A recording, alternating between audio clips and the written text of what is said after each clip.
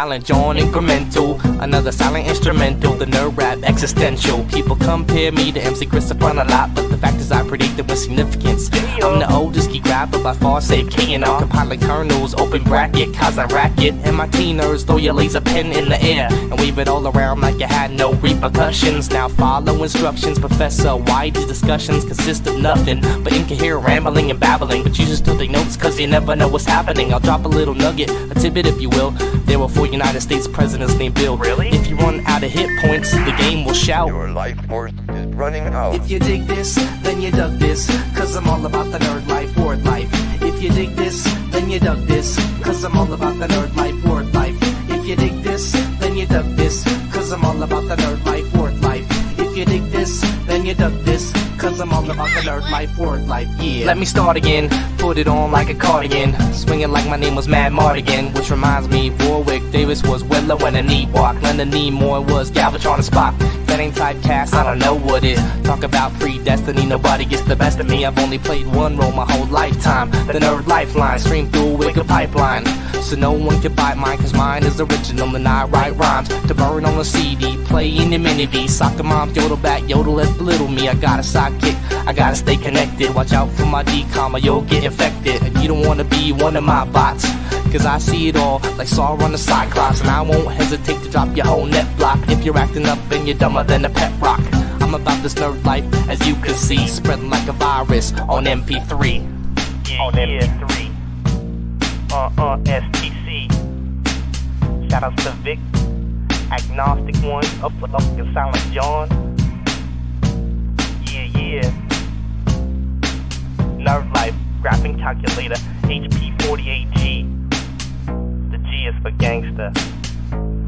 Digital shit, yeah. You know how we do.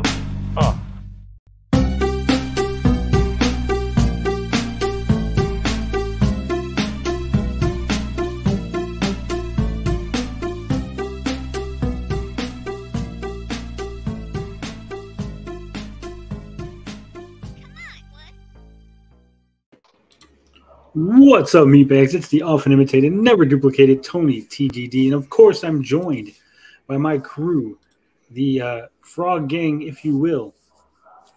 Gary OCG, the obsessive compulsive gamer, Dazed Gaming, the Hammock Man, and of course just popping in right at the last second is Blinded Braille himself. What's up, gentlemen? What's up? Howdy. Are you guys excited? Big show today. What's going on, guys? Oh, yes. Pumped.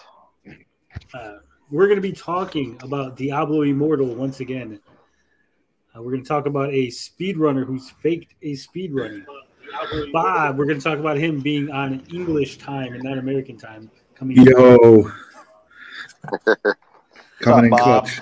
Sup, lads. Yeah, how you doing? Got a full house right at the right out the gate today, boys. That we do. And we're going to be talking about games with gold, no longer having Xbox 360 titles. What does it mean? Of course, we got a indie game showcase coming from Dual Screens. And the stupid article of the week. Gamers are terrible people and we should stop being okay with it. We're going to discuss that. And along with that, we're going to be talking about Gary's indie spotlight and some other crazy shit that we get into. So, gentlemen, how have your weeks been doing? Gary, how's the week been going? Oh, I've been busy once again. It's just been a lot of getting the new used vehicle to up to snuff and cleaned and run right, and trying to sell the old vehicle. So I've been dealing with a lot of yahoos, I guess, and then it's kind of everything else, trying to get out of the place that we're in right now. So just been really busy. And then of course, I've been playing a lot of Playdate. Been enjoying that Playdate. Been working that crank till it falls off. I've been cranking it like crazy. Francis Candy says he thought Gary's image was a picture and it scared the shit out of him when he moved the Playdate. Yeah, that is Gary live with his Playdate there. Days Gaming, how's your week been? I seen you made a couple videos this week. I did. I've been, got bit by the video bug, I guess. I've just been kind of busy and enjoying the weather and hanging out with the family. Hadn't really been inspired to make any content, but yeah, I'm going to try to make some this weekend. My game room where I do all my editing and shooting videos and playing games and stuff had gotten to like really, really messy and gross. And I don't know, when it gets like that, I don't really want to spend time up there. But I took an evening and really got it cleaned up and got it good. So I'll be shooting something, a couple things. I'll be working on some stuff. Yeah, just been a great week, man. I this time of year is always great with the weather, just getting outside and enjoying life. Sounds awesome. Sounds awesome. Bob, my friend Yo, from yo, across yo. the pond. What's been going on with your week? How's your week been? Yeah, it's been awesome, man. I've seen some friends, been playing some board games. I don't know if you guys have heard of Gloomhaven. I have. Yeah, my mate's got like one of the starter packs for it, so we've been playing some of that. Been doing a lot of research and planning and shit. But yeah, not really enjoying the weather. I prefer the winter. It's been absolutely baking over here. Oh, So- same over here. So yeah, just hibernating really and chilling. I heard something about your prime minister like stepping down or something. Yeah. Oh yeah. Old Boris. Fuck Boris Johnson. I've hated him forever. He's an evil, evil person. Like, he resigned, but he's not going yet. He's said he's waiting for the next prime minister to take over, and there's rumors we could be suffering with him till October. Oof. So, yeah, quicker he's out, the better. And of course, blinded Barry. What's been going on with your week, Barry? How you been? Yeah, I'm fine. I was rushed to the ER because I saw Thor: Love and Thunder. It was a garbage movie. I've heard bad things. That was a roller Yes. coaster of a sentence. I was like, oh, he's fine. He was at the hospital. Oh, Yeah, I it was was not a good movie. I mean, your mileage will vary, but I hated the movie. That seems to be the consensus. Yep. I, who loved Ragnarok, is probably going to love this movie. Yeah, maybe. Yeah, I loved Ragnarok too. So I mean, and I don't usually listen to all the quote unquote critics. So I'll have to see. I always wait until save the judgment until I see it for myself. So I'll say this: it's basically the MCU's version of Batman and Robin. I love Batman and Robin. Ooh. Oh, fuck. You're gonna love Then you'll this. like this. the one with George Clooney. Yes. Yeah, Oh, I liked God, that Batman one's- The one Forever. with Arnold I did- Schwarzenegger? yeah, Mhm. I didn't care for that one too much, but I didn't like Clooney as a Batman, but I did like Batman Forever, which a lot of people give me shit for. So Mhm. What did you not like about the movie specifically? Yeah. I just thought it was really goofy, and they made Thor a really dumbass. Like I called him a himbo because he's basically just attractive and dumb, and it's kind of sad, man. Like the I mean, regression isn't of the that kind character. of his? I mean, No. isn't that kind of what he's been like? Not really. He's Only kinda in been- No, he was more of like a No. god, like that kind of like in he Thor was- Ragnarok, he's not that much of a dumbass. He's just like really quippy, but here he's actually like really stupid. Even Jane is kind of goofy. And Gore the God Butcher, even though he has like he's probably the best part of the movie, he really doesn't do much. Especially if you've read that run that it's based off of. Like, Yeah. the character's way better in the comic than in the movie, unfortunately. Well, they deleted scenes with Peter Dinklage and Jeff Goldblum. Yeah, Jeff Goldblum. Yeah. I always forget his name. Studio getting involved, probably. Well, there's supposed to be like some 4-hour cut, but Taika Waititi likes his movies short, so that's why this movie's only like 2 hours long, including the post credits. So, I mean, Wow. I don't know what that is about, but yeah. Well, I think the deleted scene with Jeff Goldblum, at least, I think they. I think they Gore died. The God Butcher, he probably killed him in the deleted scene. Yeah, But that's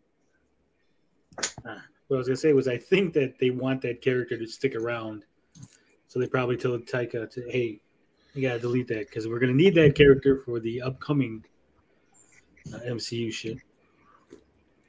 Yeah, there's a lot of weird things in this movie. Like Zeus wanted to fuck a dumpling.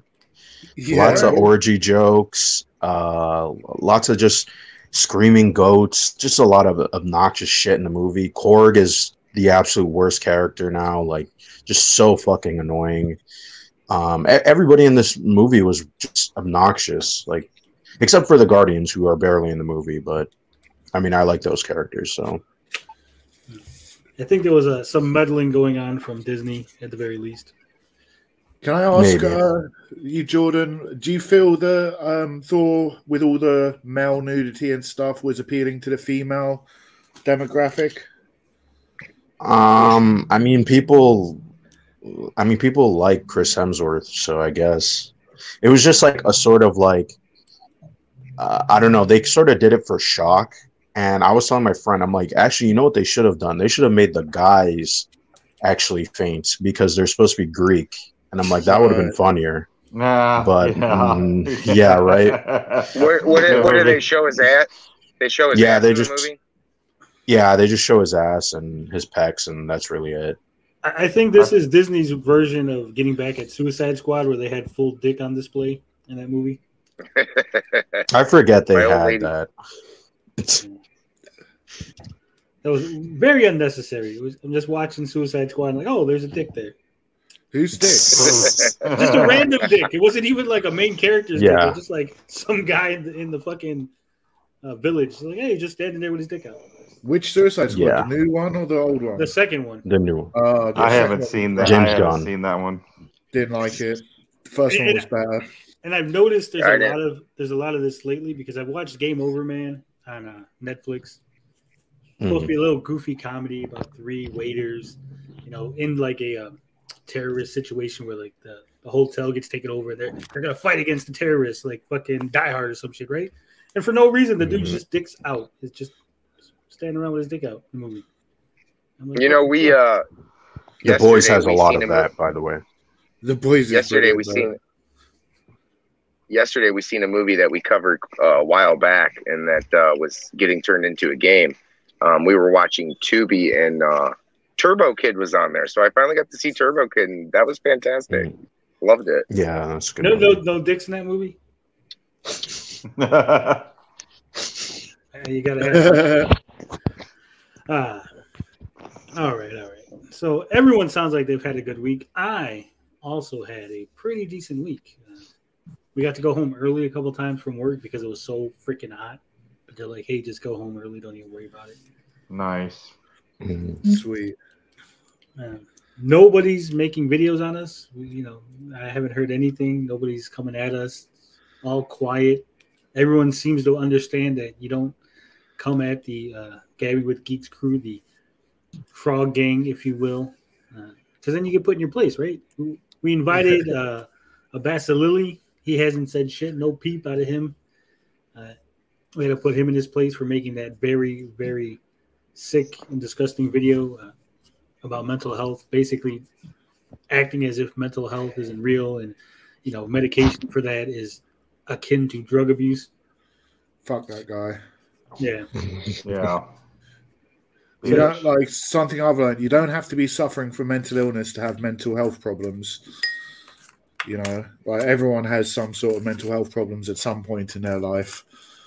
Yeah. Well, what was really egregious to me about that video was the fact that Arlo is a bigger channel, so obviously he's trying to bank off of the name of Arlo and the the audience. And then he lied. Like, it wasn't even like if Arlo was like, "Hey, I'm a drug addict, blah, blah, blah, and here's my video," right? Then I'd be like, okay, now we have a point, right? Or if he's like, "I'm a video game addict and here's my video." But he literally cut the video up, cut out context, and twisted and manipulated the words to make it seem like something that it wasn't. Yeah, that's scummy. Completely scummy. And as far as I'm concerned, that guy's a piece of shit. And I don't say that lightly, right? I always hold myself back. The Basilili, piece of shit. That's just my opinion. Oh, yeah. I agree. Agreed. Mm-hmm. So I seen somebody in the comments here, I think it was Chappie McChapster says, what makes this season 3 of the show? And well, this is season 3 because this is a new beginning. We're going to do things a lot better. We're going to be focused. We're going to make better content. Going forward, it's going to be a tighter show. It's going to be a better show. We're not going to clip as much. We're going to be very selective in what we clip. It's going to be highlights. It's not going to be every segment. So if you're not here live, if you're not here seeing it live, you will have a chance to watch it later on because we're going to leave the shows up from season 3 onward.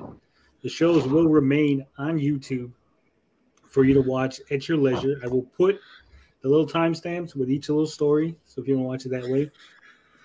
And if you're not going to watch it that way, we'll also have clips of very key moments, right? It's going to be actual clips, not like whole 2-3 hour segments just cut up. So it's going to be a new day. It's a new day here at Gabbing with Geeks. We're always striving to give you better content, better quality. And really, that's all I got to say. Anything you guys want to add to why we make this season 3? Other than I put it on the thing and you guys just kind of showed up. Yeah. I like that. I like that idea, though. I think that's a good plan. Season 3 is when it all pops off, mate. Yes. Chappie says he likes it tight. We all do. We all do. Evil says we should name it Geeks Reloaded. That's season 3. Yeah. Much like our buddy here, Retro Bro Reloaded or 90s Reloaded. I was confused when I saw that channel. I was scrolling through my feed of my subscriptions. And I was like, what the hell is this 90s Reloaded? Why am I subscribed to the channel? I was like, what the fuck did YouTube subscribe to the channel? I was this close to just unsubscribing, but I was like, well, let me see what the fuck this is, right? Turns out it was Retro Bro's channel. I was like, oh. Suggestion for everybody: if you're going to change your channel dramatically, and you're not going to be in the video or the thumbnail, there's going to be no way for people to know it's you. Put a community post, if possible. Say, hey guys, heads up, I'm changing the channel or changing the logo or the name or whatever.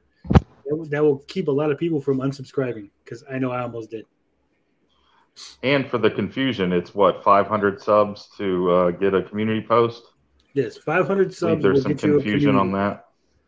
Yeah, and there's also some confusion as to the amount of subs we've had on this show. If you go to the channel, because I did make a video thanking people for 500 subs. I said the next one we're gonna wait till 250 subs for the next one. But I did make a video. We're at 635 right now, by the way. So thank you all, you lovely people, for subscribing to the channel. Thank you all for listening to us, for putting up with us. Just thank you, right? But I'm going through the feed right now, and let's see. It appears that the 500 channel celebration was 4 months ago. 4 months ago. Seems about right. So that's when we had community posts. That's when we started doing the polls, started doing a little community posts, letting you know things that are going on. I like polls. That was the kind of poll I was thinking Gary liked. Is that another bad take? But I think that's it for the intro. We'll cut it there. Let's say hello to everybody. So who is here tonight watching us? We got Tommy Uyamiko, great musician, Francis Candy, Chappie McChapster, MIDI Music Forever, Retro Bro Reloaded, Stream Elements Bots, one of our favorites, Max Lenartz. We got Rabbit Dude in the house. Of course, Bob's here. Evil Knievel, CM Retro. And that looks like that's everybody that's here right now. We know that a lot of people will come in later. Maybe they'll watch it on the replay. Thank you for watching. Thank you for being a part of the community. What should we start with first, gentlemen? As this is the new era, should we start with Gary? Should we just throw it out a whack and just go straight with Gary's Indie Spotlight of the week? You ready, Gary? Yeah, let's do it up. Sure. Let's do it up. Not really, but let's do it.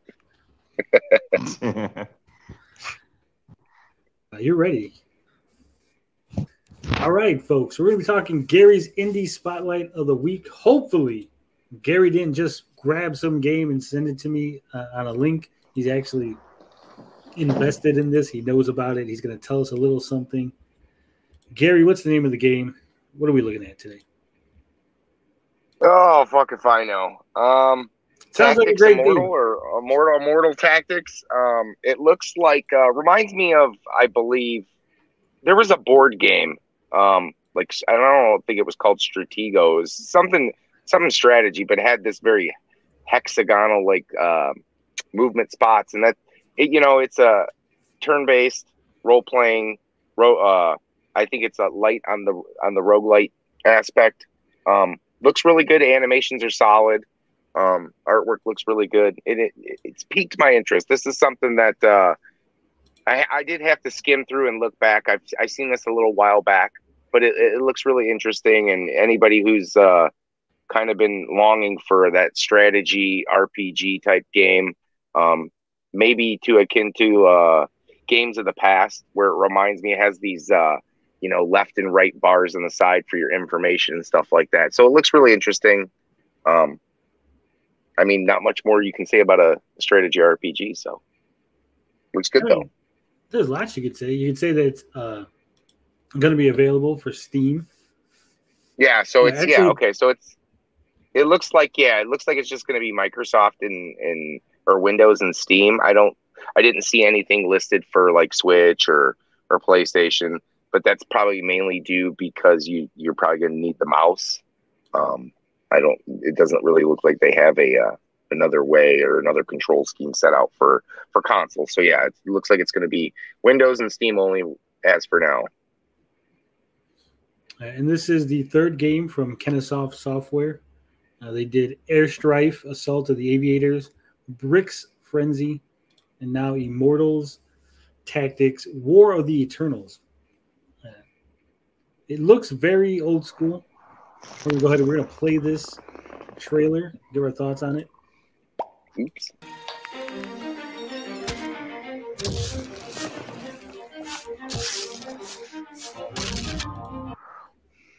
Off the bat, it looks like a Nintendo game. Very old school pixel art graphics. Yeah, I agree.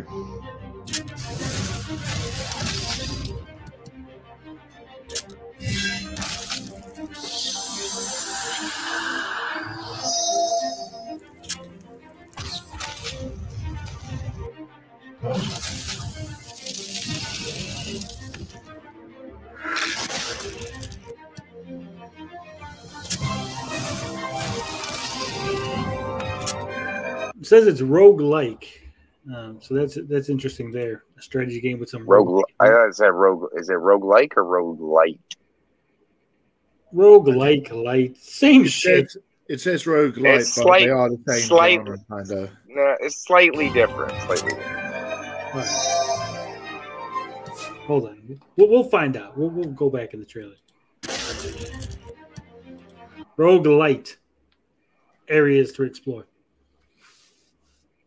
Either way, interesting for a strategy RPG type game to have roguelike light elements.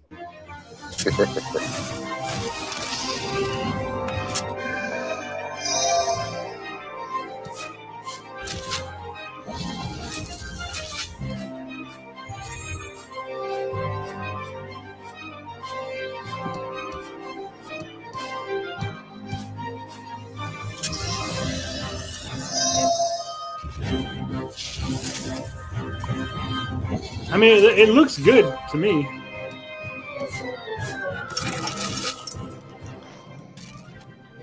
I'll tell you what, this definitely looks like something I would play in the Steam Deck.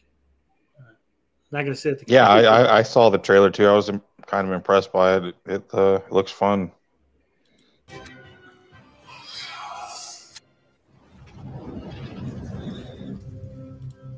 What the fuck? We don't need this fucking shit here. So yeah, the trailer looks good. It looks definitely like something that I would, like I said, I would play on the Steam Deck. Probably not something I would sit at the computer and play, just because I'm so used to modern games, so something that has that old school look doesn't really appeal to me on a big screen for some reason. But on a small screen, it seems to work. When you start stretching it out, it sort of loses its luster, if that makes sense. Yeah, I think it could be. It looks like it'd be a fun game to take on the go, mobile kind of thing. Yeah, probably put an hour and a half into each battle. About the right amount of time. All right, so the features, according to the Steam page, which I will link in the chat, says it's easy to grasp but densely strategic, customizable armies and different leaders to choose from. Fuck it, here, hold on. Let me just open up the page. Why do I make things harder on myself? There we go. Numerous possibilities for the army and exploration. Experience a new turn-based strategy system. Gorgeous pixel art, atmospheric audio. So there are your system requirements. Windows 7, 8, 8.1, 10, x64, Intel Pentium, blah, blah, blah, blah, blah. Just a bunch of shit. You can read it. 2 gigabytes available storage is what you need. It says, experience a refreshing take on every stage and world that you explore with a vast number of enemies and creatures that you will encounter. Each run and adventure will be a unique one. Will have lots of replayability while considering there are various worlds to explore from. Aside from having a new experience every time, the environment also plays in a role of creating destruction that may help to maybe of help to you or would bring your army to despair. With different possible areas to explore, your leader and army should always be ready for the next unknown area. A new turn-based system is incorporated in the game, allowing you to have more interesting choices and strategies to create. It's not the usual move and attack with units and simply alternating with each turn. Phases are now implemented with each turn for each team is used. With this new turn-based system, you're able to plan carefully on what your next action would be. Choose your moves wisely. Get to master different units with each character being unique and different with lots of possible options and moves to choose from. Use your characters wisely. Aside from the units in play, your leader will guide you throughout your journey by providing skills and magic to make your journey a success. That sounds interesting. It says the game's friendly to newcomers to the genre, and more experienced ones will still have a fresh new take on this game, or than this genre. Master and understand your leaders and characters well, and you'll be able to slay your way through the wave of enemies and stages. Each character and leader is different and will have their own strategies needed to slash your way through the hordes of enemies and lead your army to victory. It's going to be available July 15th. It doesn't seem it's just a few days. A price listed here. Yeah, I was going to say, what's the cost? But there is a demo. It says you can download the demo now. The cost might not probably $15 to $20. Yeah, they might not be putting it up until day of release. You can join the Discord if you want, though. So that is Immortal Tactics: War of the Eternals. Like I said, once again, to reiterate the point, looks like something I would definitely play on my Steam Deck. Eventually, I got to figure out how to get the Steam Deck to stream games, and then we'll be able to play some of those. I think you just need a USB dock with a HDMI out, and then you can connect it to your capture card. I know you said a very basic words, but it sounded way too complicated. Come on. Massive boomer. Even I knew what he was saying. Why can't there just be a button that you push, like on the PlayStation? Right. Record. Stream. Yeah. Come on now. Fucking Gabe, I know you're watching. I know you watch all our shows religiously. You, Susan, the guy from Microsoft, Phil Spencer, fucking Shigeru Miyamoto. I know y'all are watching. Next systems, fucking put the button. Stream. Make it easy to stream on your fucking console.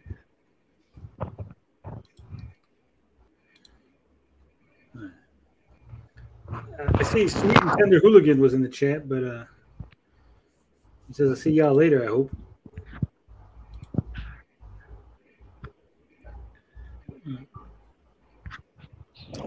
Rabbit Dude says the Playdate almost reminds me of the Game Boy.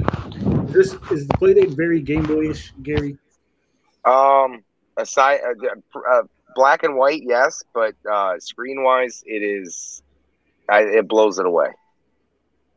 Now, obviously, the games aren't there. Obviously, you had staples like Mario, Zelda, Pokemon, other great games.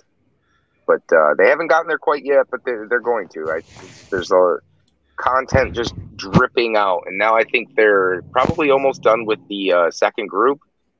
They'll be on to group 3 here pretty soon. So it's looking good. Looking good. How big is it? It looks so fucking tiny. It's small. It's tiny, but it's not that like it's smaller than you would think. It's the size of a stack of Post-it notes.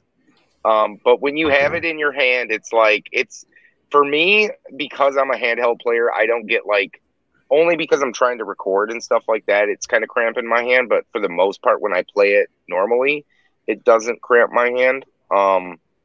And it's, I like it. I mean, I think it's just a good enough size. I think there's a lot of heft to it. You wouldn't think that this thing would be as heavy as it is, but there's a good amount of weight to how small this is. The screen takes up, I would say, 60%, maybe 70% of the, the front of the unit, and it's the right size. I mean, it's small, but it's just right. I think it's perfect. You wouldn't really want it any bigger.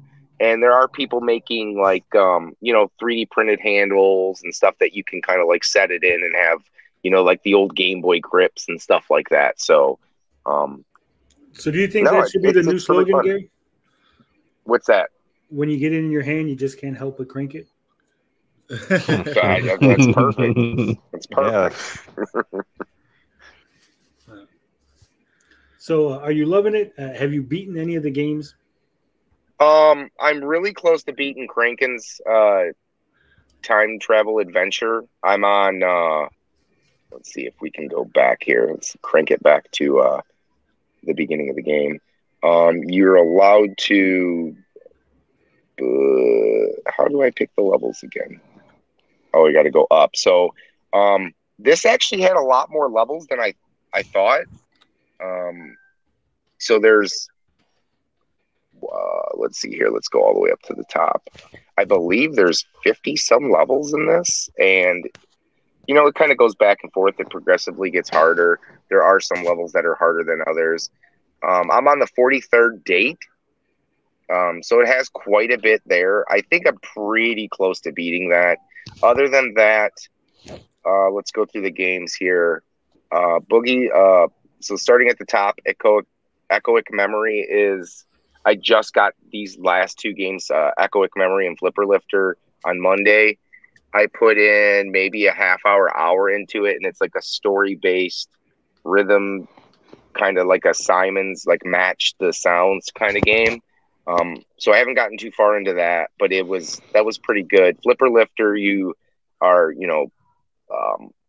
kind of like a point-based score system where you're moving the penguins from floor to floor. So I don't think you're supposed to beat it. I think you're just supposed to like unlock levels as you hit certain goals. Pick Pack Pup plays like a Bejeweled, the match 3 type game, match 4. So I haven't really beaten that. Lost Your Marbles is a story adventure. It's probably one of my least favorite games. It's a story-based type game, so I haven't beaten that. Boogie Loops is just a synthesizer. Again, Kranken's, we've gotten up there. I'm almost beating it. Whitewater Wipeout is a point-based game that you really can't beat. High scores. Casual Birder, I'm saving. I haven't played too far into that. And then obviously these are the side-loaded games. A lot of them are like really like beatable games. I mean, you got Smolitaire, which is Solitaire. I've beaten Solitaire. The Super Corporate Tax Evader is basically a story kind of game where you're shredding documents, and I believe the IRS is trying to catch you in the act of shredding these documents, and your whole goal is just to see how many how many papers you can shred before he actually catches you. And there's a little story that you're reading. Your boss and the IRS agent will talk to each other, and it gives you clues on to when he's going to bust through the door, and you have to dock the actual crank, and that's how you stop shredding the papers and they don't catch you. And then when he leaves the room, you pull the crank back out and you start cranking, and you keep up the shredding. And then there's a couple different other games like a Dr. Mario clone. And then, I mean, basically most of the games that are on here are kind of like a point-based scoring system type game. So there's a few story type games, but I haven't beaten those. No. And would you say it's worth it? Do you feel satisfied in your purchase? I feel like so far I've gotten, what are we at? I think I'm at week 4. So I got 1, 2, 3, 4, 5, 6, 7, 8. So that's 4 weeks worth of games. You get 2 right out the gate. So I have three following weeks of games. And then I have 1, 2, 3, 4, 5, 6, 7, 8, 9, 10, 11, 12, 13 free games that I side loaded. And so far, for the money that I spent, I've been having a blast with each. I will go into each of these games and put, 10 to 20 minutes into playing like Invasion or 1-Bit Invaders, screwing around with like a Dr. Mario clone every once in a while. I feel like this is totally worth it. And the money I spent was totally justified. The games that are going to be on the horizon, there's going to be most likely a season 2. They're talking about opening a storefront for games that are going to be curated. All the side loaded stuff coming in. I definitely think that people need to check it out. And if you don't want to buy one, like I said before, you can download the SDK. They'll give you the simulator, and you can side load these games on your computer and play them for free for now. You won't be able to play any of the games that come in the season 1, but you're going to be able to play the games that you can side load and the games that are free and that you can purchase. So even if you don't want to pick it up, maybe just give it a try. Now, obviously, you're not going to have the crank, but you're going to have to use the mouse to swivel the crank on the simulator. So, but definitely give it a try. I mean, if you're thinking about possibly picking one up, mine was, I think it was $179.99 in tax, and then if you get the case, which I opted out for, alone, I think it's $30. But if you buy it with the Playdate, they're giving you $10 off. So, and then the orders are backed up until I think mid 2023 right now. So, everybody's getting theirs. It's a slow rollout, but hey, they're getting released. I have mine in hand, so this is not it's not a scam. Are you a paid spokesman? Are you sponsored by Playdate? I am not. I would love to be a paid spokesman for Panic. I think this is neat. This is not something like we've been saying with the Amico, where it's like, what's the need for this? I definitely think a lot of people want to call the crank a gimmick. I don't think it's a gimmick. I think this could be a staple. It's just like a sideways analog stick. And it really makes some of the experiences fun. I'm really loving Whitewater Wipeout and using it for that. It's really kind of like when you first pick it up, it's kind of difficult to wrap your mind around it and to be precise with it. But once you get it, it works. And I love the 1-bit style here, the black and white. I think it works for games. They're small. They're, pick up and play 10, 15, 20 minutes at a time. I think a lot of people who were into games on Intellivision and Atari, old school stuff, are really gonna love this. And I think it does have an appeal to kids too. I mean, it's small, it's tiny, it's neat. I know the little one's been dying to kind of mess with it, but I haven't let him mess with it because I don't want the crank to break. I am slightly afraid that if you're not careful, but that's like anything. If you're not careful with even like DSs and 3DSs and Switches, I mean, those handled by kids can be broken too. Let's be honest here. It's not just an adult issue. I think if it gets into the wrong hands and you don't take care of your device, you can break things. But for the most part, I think the crank is really sturdy. It hasn't given me any problems. It still feels as tight as it was when I first got it. So that's it's always a plus. But so if you play with it too much, you'll break it. Toy. I hope I don't go blind. I hope cranking it doesn't make me blind. Are your hands getting hairy palms? Just a little bit, maybe a little yellow. right, well, sounds good. We'll be looking forward to hearing more from Gary and his Playdate in the upcoming weeks as he tells us about all the new and exciting games that you can only get on Playdate. Not a sponsor from Panic, though we would be open to it if they wanted to. I think Gary needs to make some Playdate videos on his channel. He does.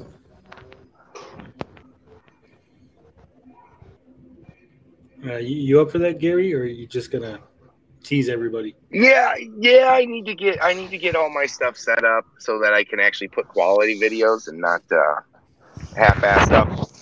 I need to what I need to do is do it through the simulator. I kind of like both. I probably should have an overhead camera because I do like the that way you get kind of an idea of how this screen is. And I don't know if it's coming through too well, but I mean, in the lighting, when you don't have to be outside, if you have decent lighting in your house, it catches the lighting really nice on the screen. And depending on what game you're playing, I think that the black on white looks a lot better than white on black. Just the way that it reflects the silver or the white catches the light and it has a really great reflection to it. But overall, I think the biggest issue that a lot of people have is that it doesn't have a backlight, but it really is not a non-issue for me. It's not an issue. Right now. Coming through the camera, looks good. Right, you can see how it loses when you don't have when it's not catching the light, but when when you do catch that light, it's pretty. And it only comes in yellow. It doesn't have multiple. Yeah, right now, it's only in yellow. The case is a purple. I kind of hope that maybe in the future, when they're done with the first 5 groups, I really do hope they kind of come back and revisit it and maybe do the opposite. Maybe give us a purple Playdate with a yellow cover, because I am maybe at the end of the year and by next year, I do want to order another one. I really like this device. Well, it's different. Has a question. He says he doesn't have lights in his house. All he has is candles. So how does it hold up in a candlelight? Candlelight, I'd have to try, but I think it's a light source. If that candle's close, I think you'd be okay. I'll have to get back to you on that one though. Candlelight is how George Washington and Abraham Lincoln both played their Game Boys. Yes. Great question, Tom. Yeah, and just to let you know though, like I wish I had a Game Boy. Like of all the things I have in my collection, I've given up on Game Boys, and this is a big thing coming from somebody like I had a special edition, like the Toys R Us neon green Game Boy Light, like Pocket Light or whatever the hell you call it, the Pocket, and I got rid of it because even having a light source behind you in a house, it just didn't catch the light really well. And I got rid of it for that reason. So I'm telling you. Work? You know those flashlights you strap to your forehead? Well, you could use that. Like, yeah. Any of that kind of lighting will work with these, but that's a big thing. I would have never gotten this if it were like a Game Boy screen wise, because those are awful. Go back and try to play like a Game Boy Pocket nowadays, and it's not happening. It's just the resolution is not as nice as this Playdate, and it just doesn't catch the light. It's not super reflective, so it doesn't catch the light. So that big issue that people have with a backlight, I promise you, it is a non-issue. And if you're okay with small, simplistic games, and there are things like Casual Birder, it has nice graphics. There will be games like that in time. Just give it some time. I definitely think it's worth the $200 you're going to spend on it. And that's being honest. Not that I'm trying to shill or be a fanboy. I really think being a fan of like handheld games, I totally think this is worth $200. I think they knocked it out of they hit a home run. Yeah, and you can find Gary on his new channel, Playdate Central. Starting. It's totally not a shill. Trust me. All right, we're going to move on to the first major news topic. It's a topic we've talked about a couple of times here on the show. Diablo Immortal. Now, I remember when everybody said that this game was going to tank. It was garbage. No one was going to play it. This was when it was first announced. And Blizzard said, hey, don't you guys got phones? and everybody said, "Fuck you! We don't want a phone game. We want a real PC game." But of course, the game went through its development, came out, made a shit ton of money in the first couple of weeks. What was it? What did we say? Like 24 million. 24 million? Yeah. Wow. It's up to 10 million downloads now. Damn. So this is coming from Ars Technica, our friends over at Ars. Diablo Immortal is bringing in over $1 million a day in microtransactions. Damn. Man.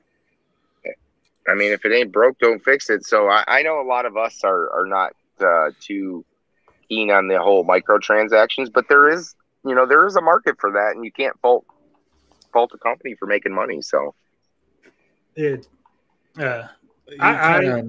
don't know about the rest of the panel here, but I've played phone games. I've spent money on microtransactions in mobile games. I know the addiction. I know the draw. Like, oh, that's only 99 cents. Fuck it, I'll use it to go over. It adds up. Yeah. So yeah, well, there's like incorporating microtransactions, and there's being predatory about it. I've been watching a few videos on this kind of stuff, and it's like the pricing schemes, how they price it, that you need to spend more than what you need to get certain things, and it's the amount of microtransaction options and how confusing it is. It's crazy.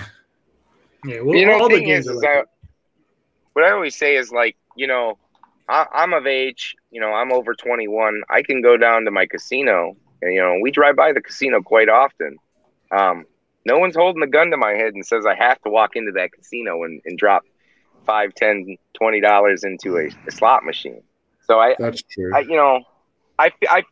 understand that, like, how people can get hooked into these things, and there is kind of a responsibility going into it that you need to know, like, hey, look, I could be, I could get addicted. I could drop a lot of money. But I'm not going to fault the company for putting it out there. If there are people willing to spend their hard-earned money on microtransactions, and then that's what you like to do, then, more power to you. And the only thing about it, the only thing, same. I was going to say, the only thing about it is, like, it sucks for people that, like, want just a traditional gaming experience where it just, like, progresses along normally, and you're forced to have to spend money. Well, it's not like the company did drop the remaster of 2. So they do have ways to play that type of game. Now, obviously, it's not this, right? You want this experience, then you're going to have to deal with it on the phone and microtransactions. But there is a new Diablo coming in the works. So yeah, I saw that. Yeah, all right. So here's why I'm going to hard disagree with Gary. Now, as I mentioned, I've spent money on microtransactions. I understand the economy of it. I understand the psychology behind it and how you get addicted to it and how it's a little bit, it's a death by 1,000 cuts sometimes. You're like 99 cents here, 99 cents there. You look at your bill and pretty soon you spent like $1,000 playing some stupid phone game. Ooh. Not that I'm saying from personal experience. I'm just saying. I have heard people that have spent $1,000 on phone games and, like, have a real problem with it. Here's the issue with these games and the microtransactions. They're designed in a way to play upon your brain and your dopamine receptors. So you it's get the same the as, like, hit. Yeah, it's the same at, like, a casino. I mean, yeah, same thing. But the difference is a casino, you have to be of age to go into a casino. Children That's true. can play these games. And you're using psychology. And here's where I'll agree with him on the children thing. Like, there should be, like, an age restriction. Now, for all the adults, if we're talking adults, the only thing that I don't agree with is, like, if this was specifically for, let's say, like, 18 and up, you had to be 18 to play it, download it, whatever.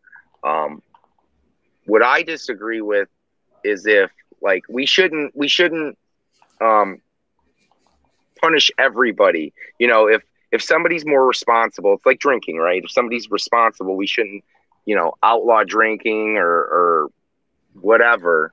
If they're responsible enough to understand that, like, hey, I could be spending, my entire nest egg on this game. So Yeah. and that's the kind of the route I go. I agree though. There should be an age restriction and stuff like that when it comes to microtransaction games. I agree with that too. I don't like it when things are taken away from people just because it's like, well, some people have a problem with it. I can agree with that. But a lot of these games are shit, though.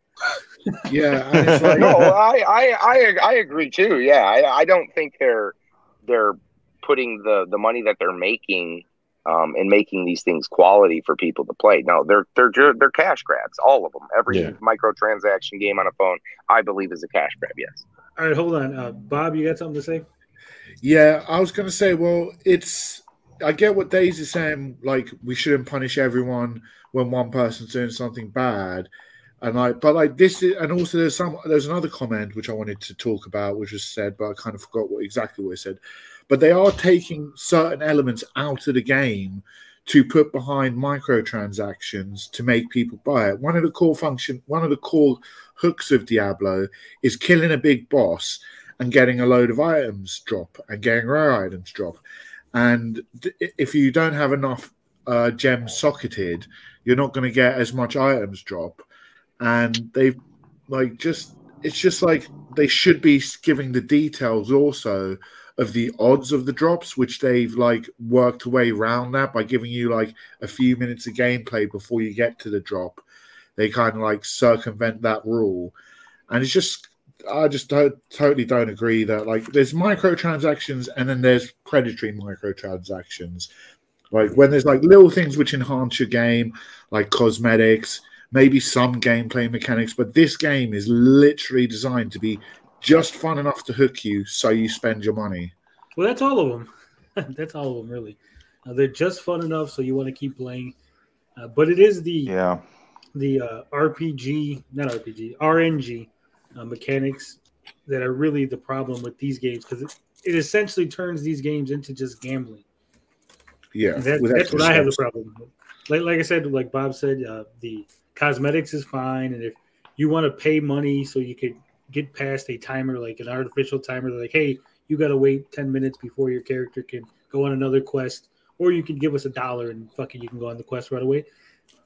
I'll agree with those. Those are shit, but I'll at least accept those, right? Like, because you could wait 10 minutes. You don't have to pay the fucking money. You could do something else in that 10 minutes or whatever it is, an hour. Mm-hmm. But when they're like, hey, give us money, and we don't know what the fuck you're going to get. We might get something shit and you might get something good, but just give us money, and we'll just fucking roll out some artificial RNG element that makes you think that you're doing something, but it's actually all behind the scenes, and we decided not to give you shit. So Skinner boxes, all that gambling, loot boxes, all that kind of shit, those need to go. Those got to get the fuck out. I've had a problem with booster packs with card games for the same reason. People giving me pushback on those, say no, somehow buying a pack of cards for $5 for Pokemon and not knowing what you're going to get or what the odds are, what you're going to get, is somehow different to people than buying a loot box where you might get a random Pokemon. No, you're getting a physical item, and I was just going to bring up Pokemon. I don't know if Magic and Wizards of the Coast does it the same way. But I've thought for years the fact that like you go online and you can play the TCG online is great, but the fact that like they're charging you for packs. Now I know you get code cards in the packs, the physical packs that you buy, but I always thought it was kind of a missed opportunity to introduce players into the game by just letting them play, giving them free packs, and they do that kind of stuff. But for the most part, they do microtransactions and stuff like that. But it would be so much better if they didn't do that stuff. But we don't live in a perfect world, do we? That sounds communist, Gary. I agree though with the I think there's a difference when it's like a physical item, because I used to collect a lot of football cards and I bought a lot of packs and stuff growing up, and as a kid just having that and looking at them, having your collection to have in your hand, I feel like that's a difference than something in the game. I don't know. To me, it's the same. I know everyone seems to disagree, but I'll take it. I'll take the bad take on this one. No, I agree with you there. Like, it's definitely like a kind of gambling, buying a pack of like Magic the Gathering cards and not knowing what you're going to get. Oh, it certainly is. And then, yes. like, when you bring in, like, the secondhand market and, like, these cards are actually valuable and some are more valuable than others and people sell them. And, like, Wizards of the Coast cannot recognize that because the moment they recognize that, then it definitely becomes gambling and they're going to be in a load of shit. Yeah. All right, well, let's read this article, see what it has to say. According to this, it says 49 million in estimated earnings so far. Shows why free-to-play is here to stay. So 49 million for a game that nobody wanted to play, that everyone says that they were going to just give up. But this was written by Kyle Orland. It says, despite backlash from some players, Diablo Immortal's free-to-play microtransaction-laden game design seems to be working out just fine for Blizzard's bottom line.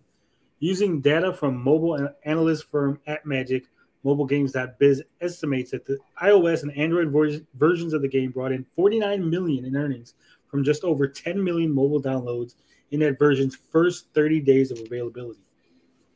$49 million in 30 days. That's crazy. Those estimates, based on public charts provided by the mobile platforms, don't include the PC version of the game and, thus, may be underselling the scale of its financial success. With PC players included, Blizzard announced that Diablo Immortal hit 10 million installs after just a week, well ahead of the mobile download pace estimated by AppMagic. So AppMagic was estimating that they weren't going to hit 10 million in installs for a while. Everyone was basically saying they're not going to play this game. Again, I can't reiterate this point enough. Gamers constantly complain, constantly say they're not going to buy X, they're not going to do X, they're not going to deal with X, and then turn around and do it anyway, right? Yep. It says, by comparison, Diablo 3 took nearly 6 months to sell 10 million copies after its troubled launch in 2012. But the game sold for $60, making it hard to compare directly to a free-to-play game that has brought in an estimated average of less than $5 in earnings per download, according to AppMagic. Jesus. So, there is huge whales, beyond whales. What's bigger than a whale? Because these guys are them. It says, while Diablo 3's earnings were front-loaded on initial sales, though, Diablo Immortal seems well-positioned to bring in additional revenue from its existing player base for a long while. As of Monday, for instance, the game was still the 34th highest-grossing app on the entire iOS App Store, despite having fallen to 134th in terms of downloads. Most of the initial Immortal players and payers will eventually fall away from the game, of course, but that process might happen slower than you may think. Estimates of Android app retention from analyst firm Quetra suggest an app that launches in the top 10 on Google Play Store, as Diablo Immortal did, can expect to keep close to 60% of its initial users after 3 months. And public data from mobile hits like Pokemon Go, Angry Birds, and Candy Crush Saga suggests that roughly 10 to 20% of all players who had downloaded those games were still regular players a full year or two after launch. Now, I can tell you why this is, because you get into that sunk cost fallacy, right? Once you start putting money into a game, you can't stop. Because you look back, you go, wow, I already put in $100 on Diablo. I got to go all the way now. Yeah, I can't stop. Like, you just can't stop playing, though, because even if you don't pay any more money, you still put in 100, right? You're like, I still got to get my $100 worth. And then that drives you to eventually pay more. You're like, well, fuck it. What's $5 more to the 100 I already put in? What's $10 more to the 200 I already put in? And it just keeps snowballing. Yeah, they're banking on that. Says that suggests Diablo Immortal will have millions of active players well into next year and beyond. And while the vast majority of those players will never spend a single cent on the game, the top-end whales could easily spend enough on the game's confusing set of currencies to keep the revenue rolling in for Blizzard for a long time. Blizzard has promised that the upcoming Diablo 4 will limit microtransactions to optional cosmetics. But the early performance for Diablo Immortal helped show why free-to-play business models can be so appealing for a publisher like Blizzard, even if it can be annoying for many players. And that's the end of the article. Now, what do you think? Do you think Diablo 4 is going to keep its promise not to have pay-to-win mechanics? I hope it keeps it, but I doubt it after seeing like the amount of success they've had. They've got to put some sort of like microtransaction in. Like even if it's 1 or 2, they can't not now. They're leaving loads of money on the table. if they don't. Companies don't like losing money. You know, like their shareholders and everything. They want to maximize profits and keep growing. So if they see that it's going to be like that much more money, they're going to pressure them to add Definitely. that. Definitely. If And the board's It's like, unfortunate, but I can see the board being like, well, Diablo Immortal has got microtransactions. Why can't Diablo 4 have microtransactions? Look at how much it made on mobile. We can make a little bit of that on PC. On console. Let's go. Exactly. This is true, though. To play devil's advocate, what if companies use mobile games like this to fund big budget AAA games that don't have microtransactions? Like, we're going to use this money to build the Diablo 4, one-time cost, send it out into the world. And if we don't make that much, that's okay because we still got the cash cow. But we just want to make a good game that we can put out into the world. Possibly, but I also question, like, because Diablo 4's coming to Game Pass day one, like, they're going to lose a load of sales on that. It's going to be an Xbox exclusive, of course, because of Activision Blizzard. So how are they going to make their money? Like, they're probably going to want to put some sort of more microtransactions in. But what I'm saying is, what if Diablo Immortal is for making money and Diablo 4 is for making art? I don't know about that one. Fuck that. All companies want to make money, Tony. Like, I don't see that. I mean, they have made that claim. It'd be nice if that's the way it went. But, like, when Fortnite went on mobile, they didn't, like, go, yeah, we're taking the microtransactions and Battle Pass out of the console. But they did. But there's a lot of games that make that claim. And it's usually like, oh, we'll fund DLC or some bullshit like that. And the game's crap anyway, like Avengers. Yeah. Right. So Hey! I don't really believe Avengers that excuse. Today. Yeah, it's fucking terrible, Tony. You should stop. Yeah, it's an addictive game, but it's a terrible game. It's addictive for all the wrong reasons as well. Yeah. I tried replaying that I played like 4 hours of it the other day, and they've made it even worse than what it was at launch. Jesus. Especially with the having to consume armor parts to upgrade armor parts. So now you need duplicate armor parts. So you need like mythic armor parts to upgrade mythic armor. Jeez. It's just completely broken. Like, it takes so long to do anything. I'm gonna disagree with Bob. Well, you're not a real gamer anyway, Tony. So I'm not a real gamer.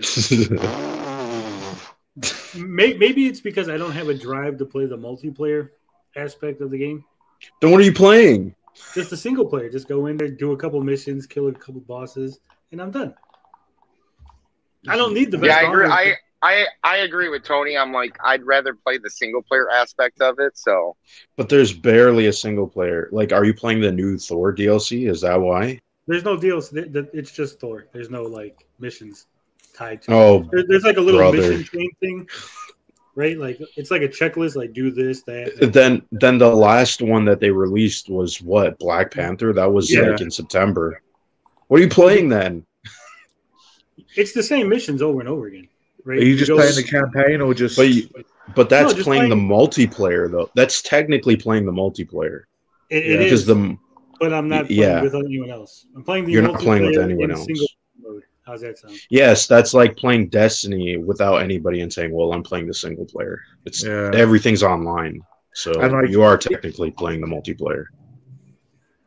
Yeah, and multiplayer is broken anyway because if you're not high enough level, everyone's higher level than you have a bad match because all the enemies are high level. And if you're low level, no one wants to play with you because everyone who's still playing a super high level. I mean, the only reason to play with people in that game is like raids, like when you do the vault raids. Yeah, the mega vaults. Yeah. I just play. I just like playing the whole. He just likes the action. He likes like bashing his models together. Yeah. Smash. I mean, I put 100 hours into that game. I know it can be addictive, but like it's a shit game regardless. Yeah, I've put nearly 100 in now. It's not game of the year. It's not Elden Ring, obviously. But even for a Marvel game, it's pretty pathetic. I mean, the campaign was all right.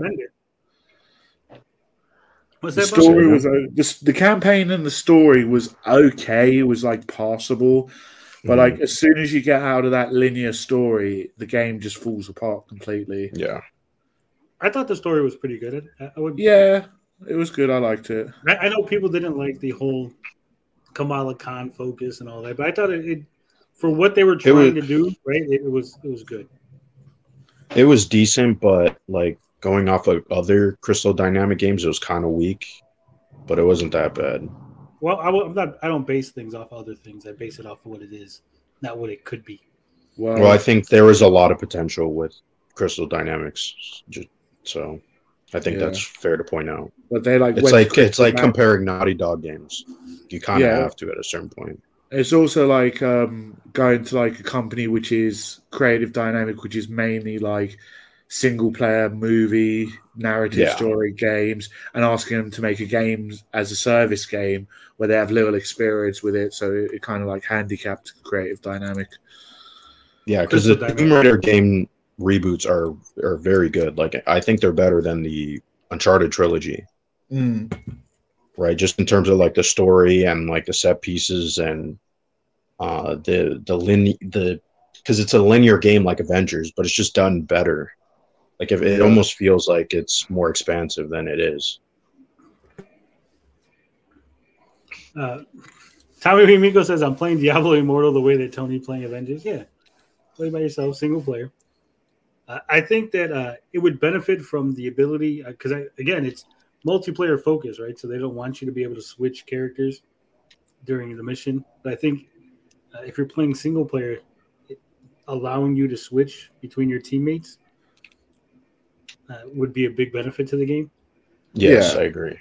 Team up moves, like that was one of the big things about Ultimate Alliance, right? Like Captain America holding a shield and fucking Iron Man shooting it and you hit everybody. Yeah, that was so sick. There's none of that in this, right? And that's like fucking missed opportunity. Yeah, big. There's a lot of missed opportunities. Lack of villains, right? You don't need to release one villain for every hero, right? Just fucking put out like 6 or 7 fucking new villains. There's so many villains in the Marvel universe that you don't need to start saving them, right? Just start putting up the fucking But they also have clone characters too. That's another thing annoying about Avengers. They did that because there was no other villains, right? So they had to come up with a reason why you keep fighting fucking Taskmaster or Abomination. No, but I mean, like, we have Kate Bishop, and it's like, okay, like, and then we have Thor, and then apparently there's going to be She-Hulk. It's like, okay, people want, like, Doctor Strange or Scarlet Witch or the Winter Soldier. Like, they want different people that play differently, not fucking clone characters. Well, to be fair, the 2 Hawkeyes came at the same time, basically. Yeah, which was dumb, but that was the plan, because the plan was they were going to have the 2 Hawkeyes. They're going to have a character every month, and then that changed. Then they changed twice, because after Black Panther, then I think the sales and everything dropped so dramatic, they're like, fuck. They pushed everything back. Then the backlash with the Spider-Man shit. Yeah. And now they just kind of threw out Thor, was like, here's Thor. Just fucking take it, whatever. Yeah. Take it, you peasants. I mean, people are still playing that game, so it's fun. I like it. I've seen people with like 400 or 500 hours in that game. It's ridiculous. Yeah, they definitely need to put in team up moves, the ability to switch on the fly, and just throw in a bunch of villains. Right, the next update should be like, look, we fucking added 30 new fucking villains. How do you have an Avengers game and not have fucking Loki? Yeah, so fucking bizarre. They hinted at Loki, and then he never showed up. They hinted at Captain Marvel too. That's a character that should have been there like how many months ago? Doesn't even make any sense narratively. Well, even Ant-Man. Ant-Man's in the game, but Ant-Man too. Yeah. Oh boy, what a mess. And they also need to go back to the old upgrade system on the armor. They're eventually just going to cut off support for this game. I think maybe next year we'll see the end. I hope not. I hope they at least keep the servers online. No. Or open it up so like play it offline. At least for characters. Do you think at this stage they're ever going to do an Avengers like 2.0 reboot of the game? No, because Square Enix sold off Crystal Dynamics. So I don't know what's going to happen there. Yeah. Yeah, there's a big question mark as to the future of the game and other things due to all that shit. That's why I think there's going to be just clone characters from now on until like the last one would be War Machine, and that's it. Well, he is hinted at in one of the audio. Well, there's a leak. There's a leaked data of all the characters in the game, so and he was the last one. I mean, I can see that he's easy character to put in there. Mm-hmm. Yeah. I got to ask, I know this might be jumping the gun a bit, but are we going to talk about the Polonium 1 today? Well, or later on? Later on, we're going to talk about Polium. Because I actually talked with the Polium guy. Ooh. No. I did. It was a very weird Discord conversation. Yeah, I'm not surprised. I was in that Discord too, but I haven't really been communicating much recently. Pat Contry's in that Discord too. Yeah. What is this, a Polonium Discord? Yeah. Yeah. Oh wow. Oh my god. When I was there, it was mostly people just shitting on it.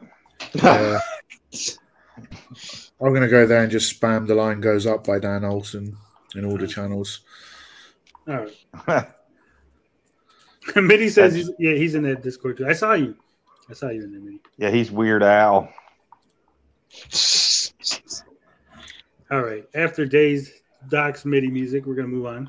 Oh, whoops! Did I? Sorry. Because we have another speedrunner faking his run. This time for charity. Oh boy. This was from the Summer Games Done Quick. This comes to us via Screen Rant. Metal Gear Rising speedrunner faked run at Summer Games Done Quick. Now, this is by Thomas McNulty. It says a Metal Gear Rising speedrun presented during Summer Games Done Quick was fake, prompting speedrunner Mecharizium to be banned from the charity event. Mecharizium, a Metal Gear Rising Revengeance speedrunner who participated in Summer Games Done Quick 2022, has been banned from the competition after faking a speedrun. The annual speedrunning competition is held every year to raise money for Doctors Without Borders charity organization. Back in 2020, they raised $2 million, but this year's competition has been overshadowed by controversy. That's a shame. Not even a cheater, because this when you read this story, because I actually read this one, it is such an unnecessary thing that this guy does. Yeah. This fucking blows my mind. Purely for clout. I was like, I mean, why else would you do that? Yeah. It says, speedrunning is a fascinating part of the gaming industry that demands players become total masters of their chosen title. Making a mistake can add detrimental seconds to a speedrun, so events like Summer Games Done Quick lets viewers appreciate the absolute pinnacle of efficient gameplay. I think speedrunning is stupid myself. I'm just gonna put it I enjoy speedrunning. But see, it's not like when I first got into it, it wasn't like I thought it was going to be like, oh, you run through the level like you would regularly and just play it fast. No, they try to find shortcuts like glitching. They glitch it, right? Yeah. But I think I find that interesting too, because it's just like it's if you watch like there's a Carl Jobst, he does interesting content on that, because if you go back and you watch like the evolution of like a game's speed run, like people like finding these new things, like how they just stumble across like a weird glitch and then people use it and then get better and better. Right. And it's like it's interesting to me, because it's still like the pinnacle of gameplay, because he did the one on Mario, didn't he? Like the original Mario. Someone did the one on the original Mario. Yeah, he did one. It was like talking about like one of the, I think it was level 4-2 or something like that, or one of the levels, like how people the pipe level, right? Yeah. So I find it fascinating.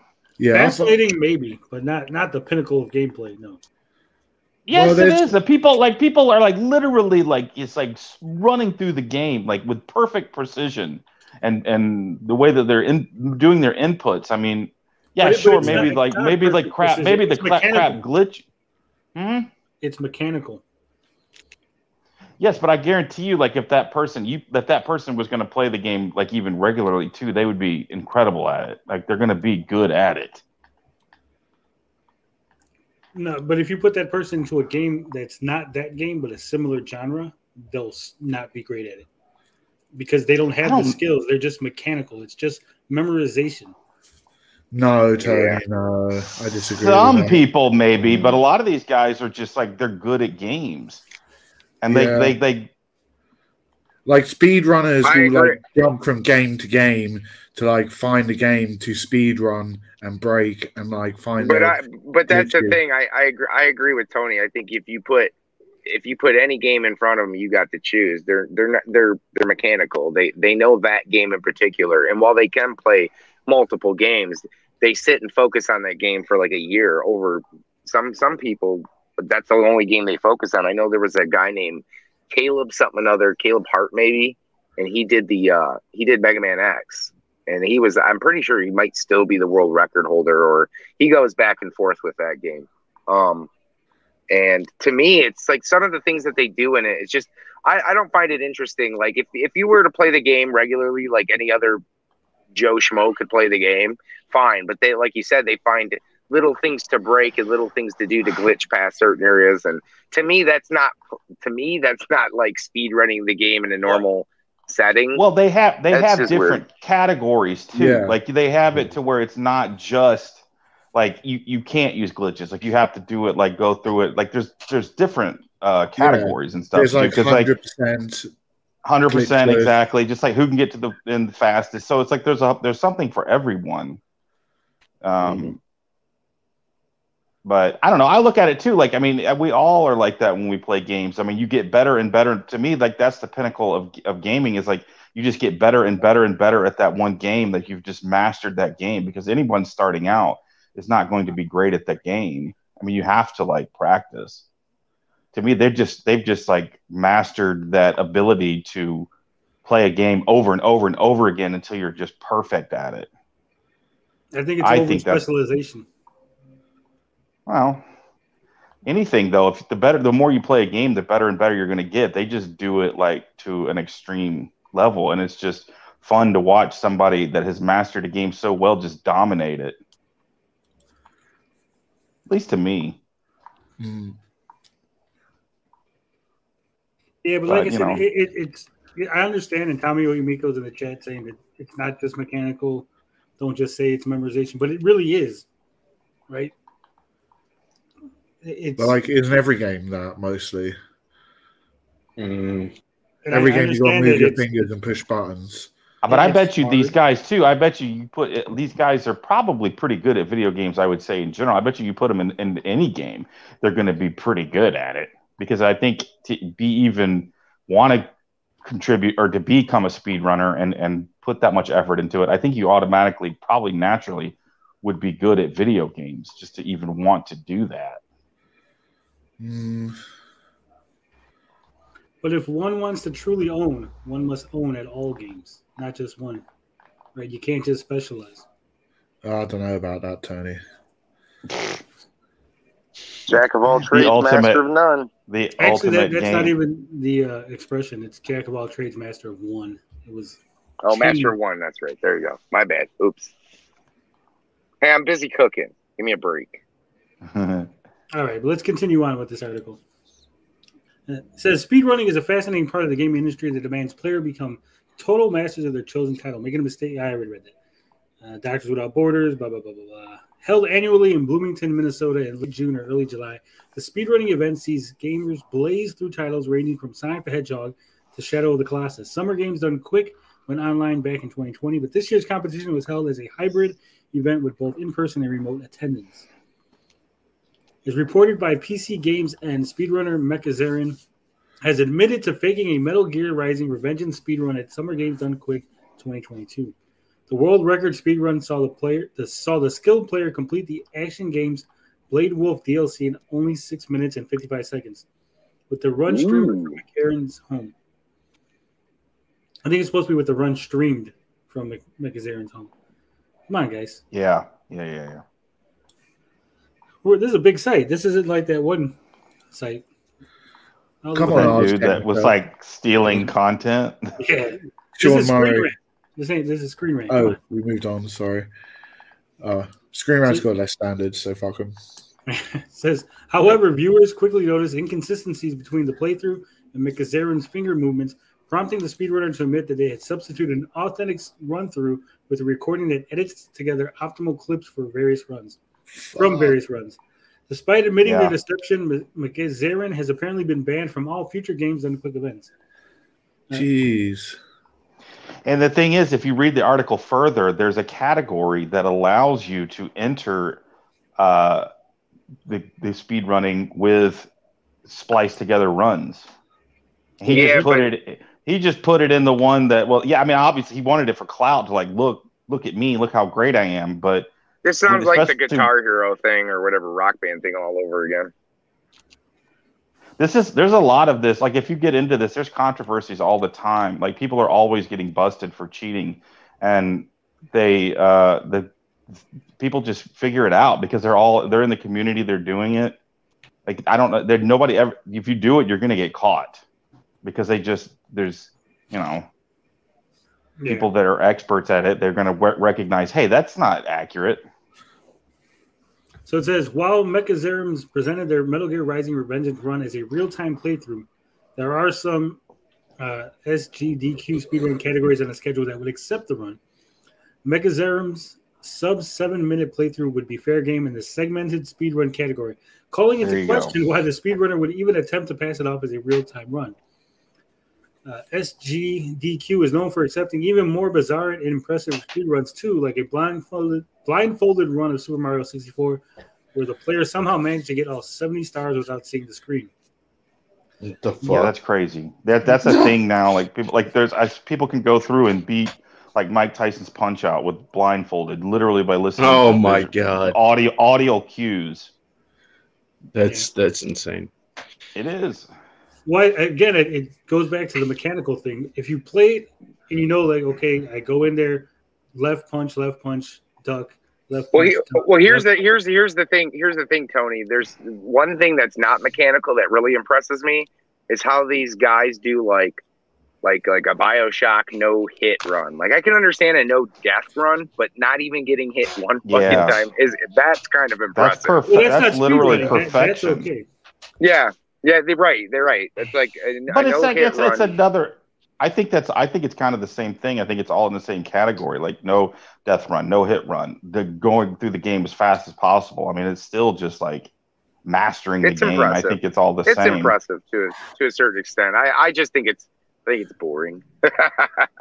All right. I don't know. I've kind of gotten into it. I've gotten into videos about it. We got a bunch of Billy Mitchells out there. Ooh, he got busted. Don't bring up Billy Mitchell. Why? You're gonna sue us. He sues everyone. I love you, Billy. You're my hero. I don't like him. I'll buy him an American flag T-shirt. He'll be okay. Your hot sauce is delicious. Whoa. Your hot sauce sucks, Billy. You're a cheater, Billy. MechAzarims' run of Metal Gear Rising was also meant as a reward to viewers for hitting a donation threshold, making the deception. That's what's really bad about it. Yep. Charity. Summer Games Done Quick is a beloved speedrunning event that is held for a truly noble cause. This makes MechAzarims' fake Metal Gear Rising speedrun particularly offensive, though the speedrunner did admit to their wrongdoing rather than attempt to cover it up. Despite the fraudulent gameplay presentation, perhaps Summer Games Done Quick will give the talented gamer another chance to participate in the future. What do you think? Do you think he deserves a second chance? He admitted what he did. Nah. No? Banned for that? I mean, yeah, I do. I mean, it's like there's people that will like keep doubling down on it and being like, no, I didn't. I mean, he shouldn't be allowed probably to compete and do any more with the charity, but maybe if he could like redeem himself, they could let him come back in the community and try again. I mean, everybody makes a mistake. Well, no, this is specifically an event to make money for charity. He ain't kicked out I mean, that's true. That is pretty shitty. He can still do speed runs, but like he's gone against the whole kind of feel of the. Yeah, I mean, anything involvement with charity or anything, you're done. But maybe you can work yourself back into the community. All right, boys. I'll join you guys for the after show. I'm gonna go eat. See you later, dude. All right, later, guys. I think this throws into question his whole speedrunning career, right? Oh, it does. He will be scrutinized forever. Even if you are allowed back in, everything you do, people are going to be going through it with a microscope. Well, not even everything he does going forward, but everything he did in the past. Well, yes, that too. They'll go back and check and see if anything, like especially if he had any records. Like they'll go back and look. They always do that when somebody's caught cheating. Yeah, but even if, let's say they go back, they look at his old gameplay, even if they can't find that he faked anything or everything looks to be on the up and up, I think this still is going to put a little bit of a asterisk.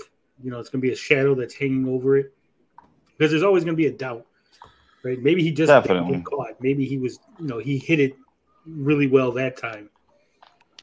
Mm. Disagree? I mean, it'd be the same. It'd be the same as like a baseball player, that did steroids or something. You're always going to think that even if they stopped, or an athlete, you're going to think, oh, they're roided up again, getting an advantage. Yeah. So that was that.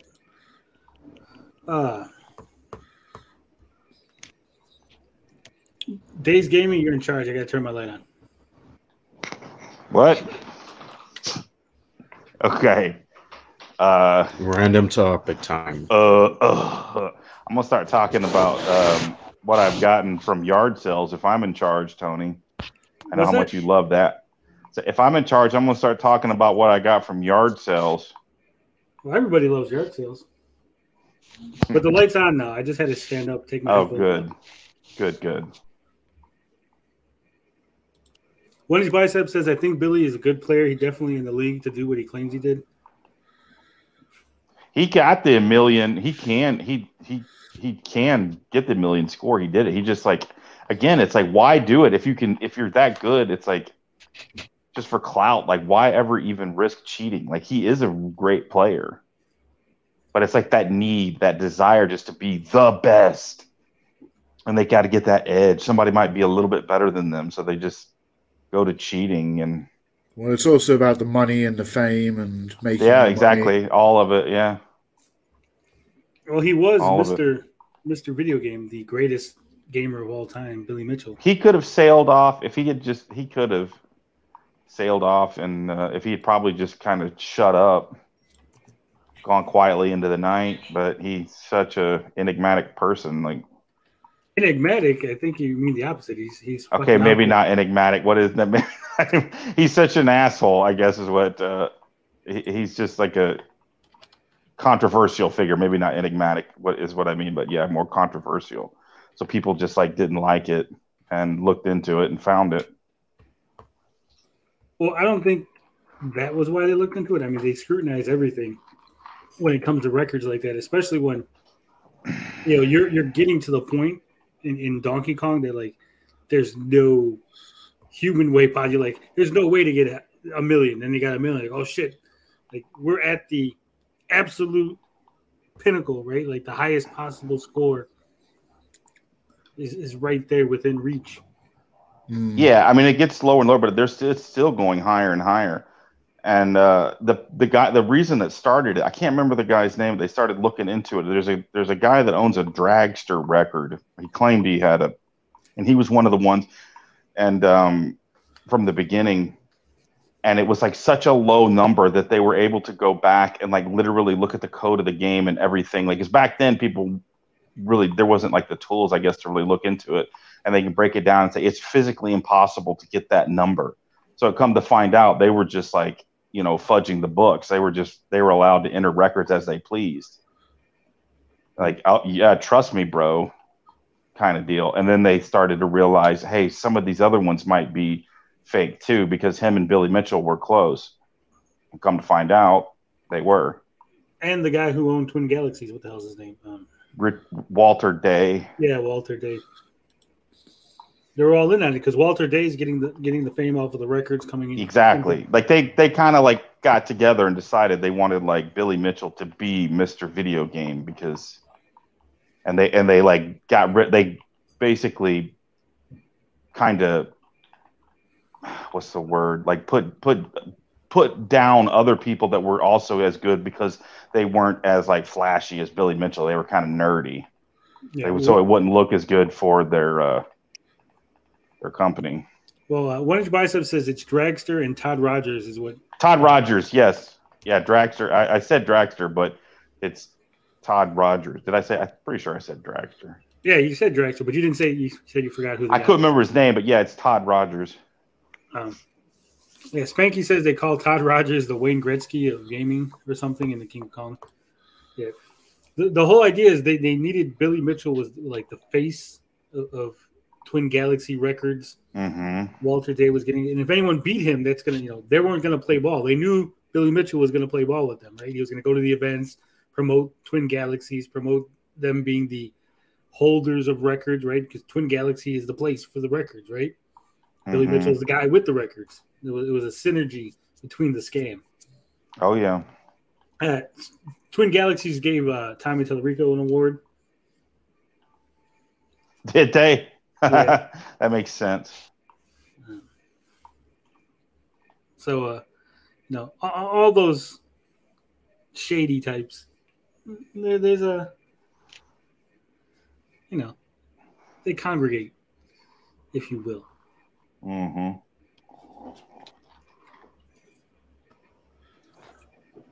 Wow. But moving on to something more modern. I know we got some Xbots on this panel, some Xbots in the chat. Albert says he's the Sammy Sosa of YouTube. He does steroids. Good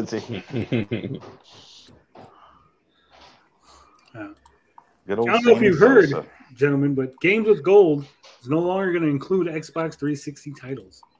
Right, yeah. This comes to us from Respawn Nation. It says Games with Gold will no longer include Xbox 360 titles. This is from Sri Kandula. It says, for those who aren't familiar, Games with Gold is a perk of Xbox Live, which offers subscribers a rotating selection of free games that they can keep as long as they are members. This offer has since been extended to Game Pass subscribers as well, following Xbox Live being bundled with Xbox Game Pass. Microsoft has announced today that starting October 1st, the monthly Games with Gold titles will no longer include Xbox 360 games. Microsoft sent the following message in an email to customers. Quote, beginning October 1st, 2022, the monthly games provided to Xbox Game Pass Ultimate and Xbox Live Gold members via Games with Gold will no longer include Xbox 360 titles. We have reached the limit of our ability to bring Xbox 360 games to the catalog. However, Games with Gold will continue to include exciting Xbox One titles and exclusive savings each month. This will not impact any Xbox 360 games that you have downloaded before October 2022. Any Xbox 360 titles that you redeem via Games with Gold before that time are yours to keep on the Xbox account, regardless of whether you continue your subscription. Thank you for being a loyal member, Team Xbox. Now, correct me if I'm wrong, because I don't have Xbox, but you guys do. Yeah. The games that they rotate every month, right? Yeah. Can you get any of the old games? Like, so if I started this month, would I be able to get last month's games? No. Yeah, no. Okay, so then I don't understand this move. If they're saying that they no longer have, they've run out of Xbox 360 games that they could offer, right? Why not just start rotating it again? Like if I started today, I don't have any of those Xbox 360 games. I'd like to have them. So just start the fucking queue over again. Is that what they were insinuating, that they just went through them all and they weren't going to put any more in? I didn't take that as that's what they meant. They literally says we have reached the limit of our ability to bring Xbox 360 games to the catalog. But the limit of our ability reached our limit of our ability. maybe that just means that it's a pain in the ass to put those games on like the new Xboxes, maybe, or that's kind of how I took it. But you're still going to be able to buy them, right? Yeah. You're still going to be able to. So it's not like a server issue where like, hey, no one's playing these Xbox 360 games. We just don't want to keep giving them and keep the server up or whatever, right? They're still offering them.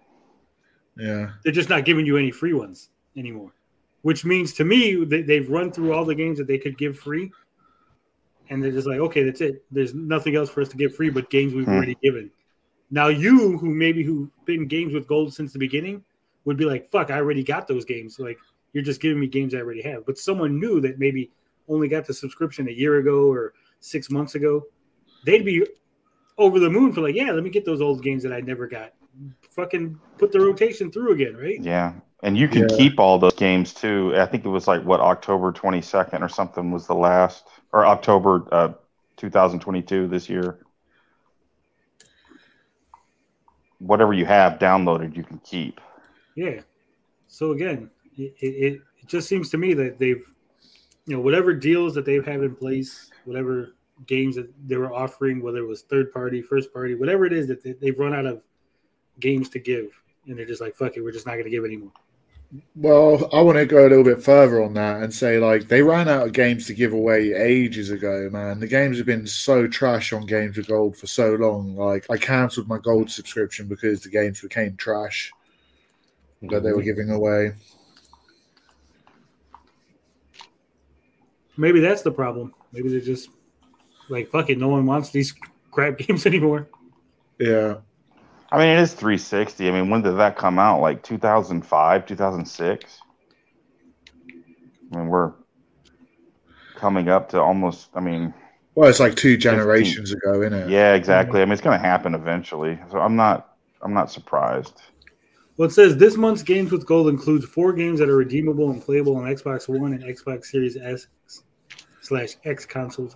Beast of Meravilla Island, Relicta, Thrillville Off the Rails, and Torchlight. Torchlight and Thrillville are both Xbox 360 titles. So those are within, it says we only have 2 more rounds of free 360 games after this one before we're out. So, like I said, I think they should just start the queue over again because they're not giving you anything extra, right? Yeah. You signed up and you're getting X amount of games. And now they're like, no, you're not getting those 2 360 games. But we're not giving you anything to as an exchange, right? We're not giving you an extra other game or an extra discount or something. Like every month we get 2 PlayStation games, right? PS Plus. It'd be like if they're like, we're only going to give you 1 from now, and I'm like, fucker, you were giving me 2. I subscribe because you're supposed to be giving me 2, right? Like even if they're shit games, there's still 2 of them. I think they're probably more focused on their Game Pass now than that kind of thing. That was like an older thing. Yeah, I think it's kind of more of a perk with the gold and a perk with the PlayStation Plus. It's like a bonus to paying your online fees. Because they give you a deal for buying the gold and the Game Pass together. So they're like going for that. I don't know. I think they should just, like I said, they should just put the rotation back up again. I don't think anyone is going to be that pissed. If you miss some games, they'll be there. Evil Knievel says, I don't have the space to download 100 AAA games that I own. I don't think they're taking it off the servers. I think you'll still be able to download them. That's good. No, it says... what does it say? It just says from October 1st. Will no longer be available on. They won't include 360 titles. So yeah, you should be able to download your 360 games still. I don't see them taking that function away. That'd be crazy. That'd be like It says this will not impact any Xbox 360 games that you downloaded before October 2022. Yeah.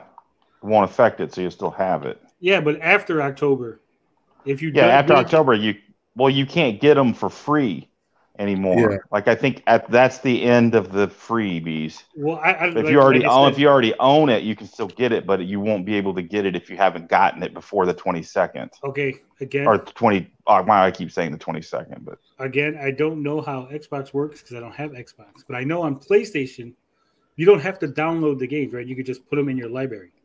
Yeah, I think it's the same with Xbox. It's the same way. The main difference with Xbox and PlayStation is PlayStation you need to maintain your membership to use those downloaded games, whereas on Xbox you don't need to. Okay, but that's why I'm saying I'm asking this because the email is very clear. It says games you downloaded, not games that you have marked in your library, but games you have downloaded before October. So if you have games for your Xbox 360 in your games with gold and you didn't download them before October, there might be a chance that they're not going to be available to you post October. That would be dumb. I mean, it's possible, but yeah, I don't see it.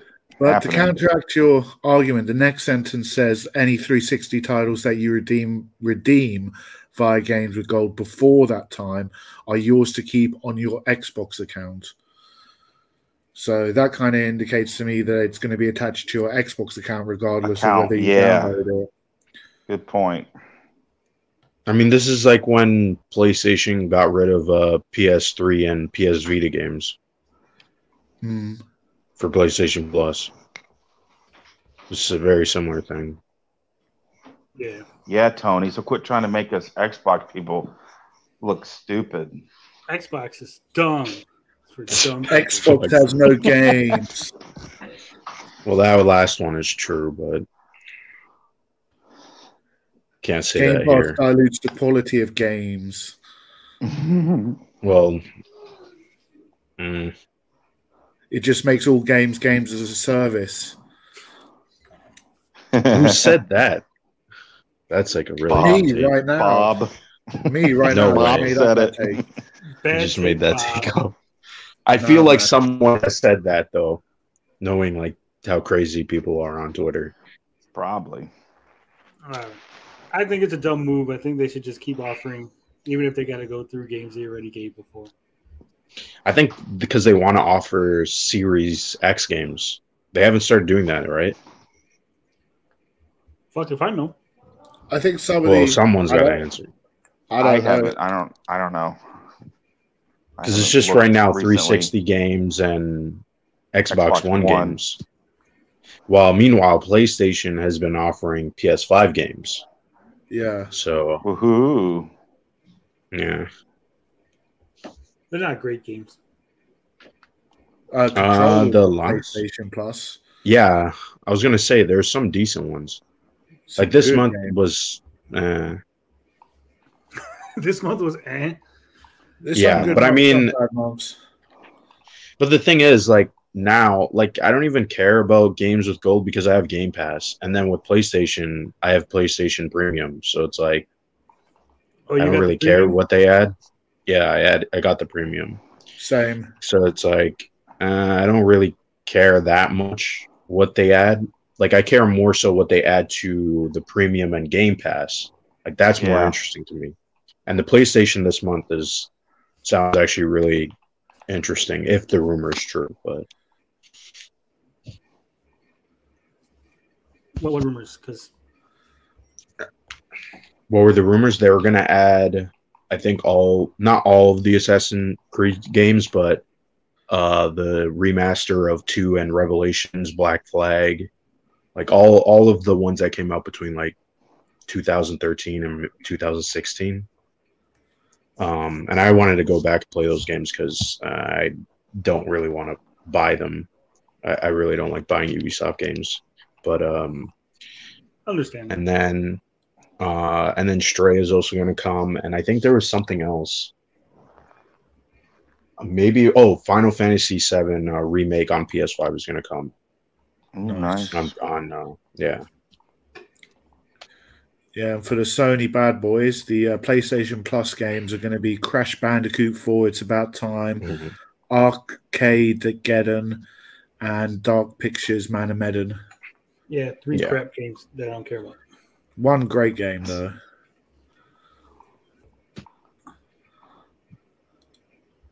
I don't know, Bob. Crashfall's pretty alright. I haven't played it yet. I got a fucking headache. I don't know about you, gentlemen. Not yet. I feel fine. I took some Tylenol earlier. I'm good. I took about 600 milligrams of ibuprofen, and that shit did not do nothing. Damn. Yeah. I had a little bit of vitamin C. Got a cold. No, Trying to vitamin keep cannabis, them- sorry. Oh, I should have said vitamin THC. You there you should have. go. What's a vitamin? Because I know what vitamins are, but I don't know what a vitamin is. Vitamin is how you say vitamin properly. Oh, it's an English thing. No, I think I just made another fucking error. Sorry. A vitamin. No, I'm confused which ways to say it right. Vitamin. It's that vitamin C getting in your head. Yeah. Well, we got 13 people here, so I expect at least 13 thumbs up on the video. If not, Yeah, the Bob's like going to be button. very upset. Yeah. 13's a gonna lucky have to- number. Come on, guys. He's gonna have to start shilling for Phil Spencer. Why Phil Spencer? Because he's head of Xbox. Because Xbox is shit right now. Yeah. Fuck they doing? Well, as Xbox is shit, we're going to talk about indie games because indie games are awesome and we love indie games here. Yes, send us more. Have you heard of another indie game showcase? No. No. Well, it's a good thing I'm here to let you know what the fuck I'm talking about. It actually is called another indie game showcase. Dual Screens has announced another indie game showcase. Dual Screens has hereby declared today to be Independence Day. This was from July 4th. Since 2018, we have dedicated ourselves to celebrating indie game developers to share their incredible stories and to help you discover your next favorite indie game. Today, we're thrilled to announce another indie game showcase, a digital event that will feature a ton of new game trailers from our industry friends and partners and provide a fresh look or even a first look at their upcoming games. Here's a tiny glimpse of who you can expect to show up. PM Studios, Screenwave Media, Serious Sim, Catchweight Studio, Well Stork Interactive, Berserker Boy Games. Berserk Boy looks fucking awesome, by the way. Meddling Kids, Punkcake, Deluc, some kind of fucking French name here. and dozens more. Another indie game showcase will premiere on August 17th, so we'll be sure to have Gary cover that extensively, even though he's not here right now. This is something we wanted to do for years, and now that most big gaming events have gone digital, we figured this would be the best time. Why should all the major gaming outlets get all the fun reveals? We can put on a show too. We are excited to spotlight our favorite indie game developers and show you what we've been working on. Expect plenty of new gameplay footage for the best upcoming indie games, release date announcements, and exclusive world premiere reveals. Be sure to follow them on Twitter, their YouTube channel, yada, yada, yada. So you guys excited? Excited to see more indie games getting their own events? Of course. Sure. Yeah, of course. A little bit dubious about Screenwave Media, though. Yeah. I was wondering if somebody was going to say. I saw that. I forgot about that when I saw that in the thing. Yeah. Yeah, that was the one which jumped What is out that at me about? straight away. Those are the dudes. Are those the dudes that like are involved with Running like it. different YouTubers and stuff, like Angry Video Yeah. Game Nerd? Yeah. Oh my it's run- God, it's those run guys by suck. Ryan, and it's I've Ryan's seen company, and they run AVGN now. Those dudes boy. suck. Yeah, they got a bad rep. I don't know. So now I guess they're making games. Well, they are a media company, They- allegedly. Yeah. Did they make the AVGN game or? No, I don't think so. I don't think they did either. That's just a They guess, could've- though. I'm maybe sure they it was published someone it. else. They might have published it.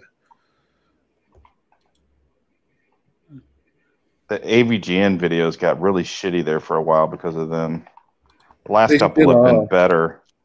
The last couple have been.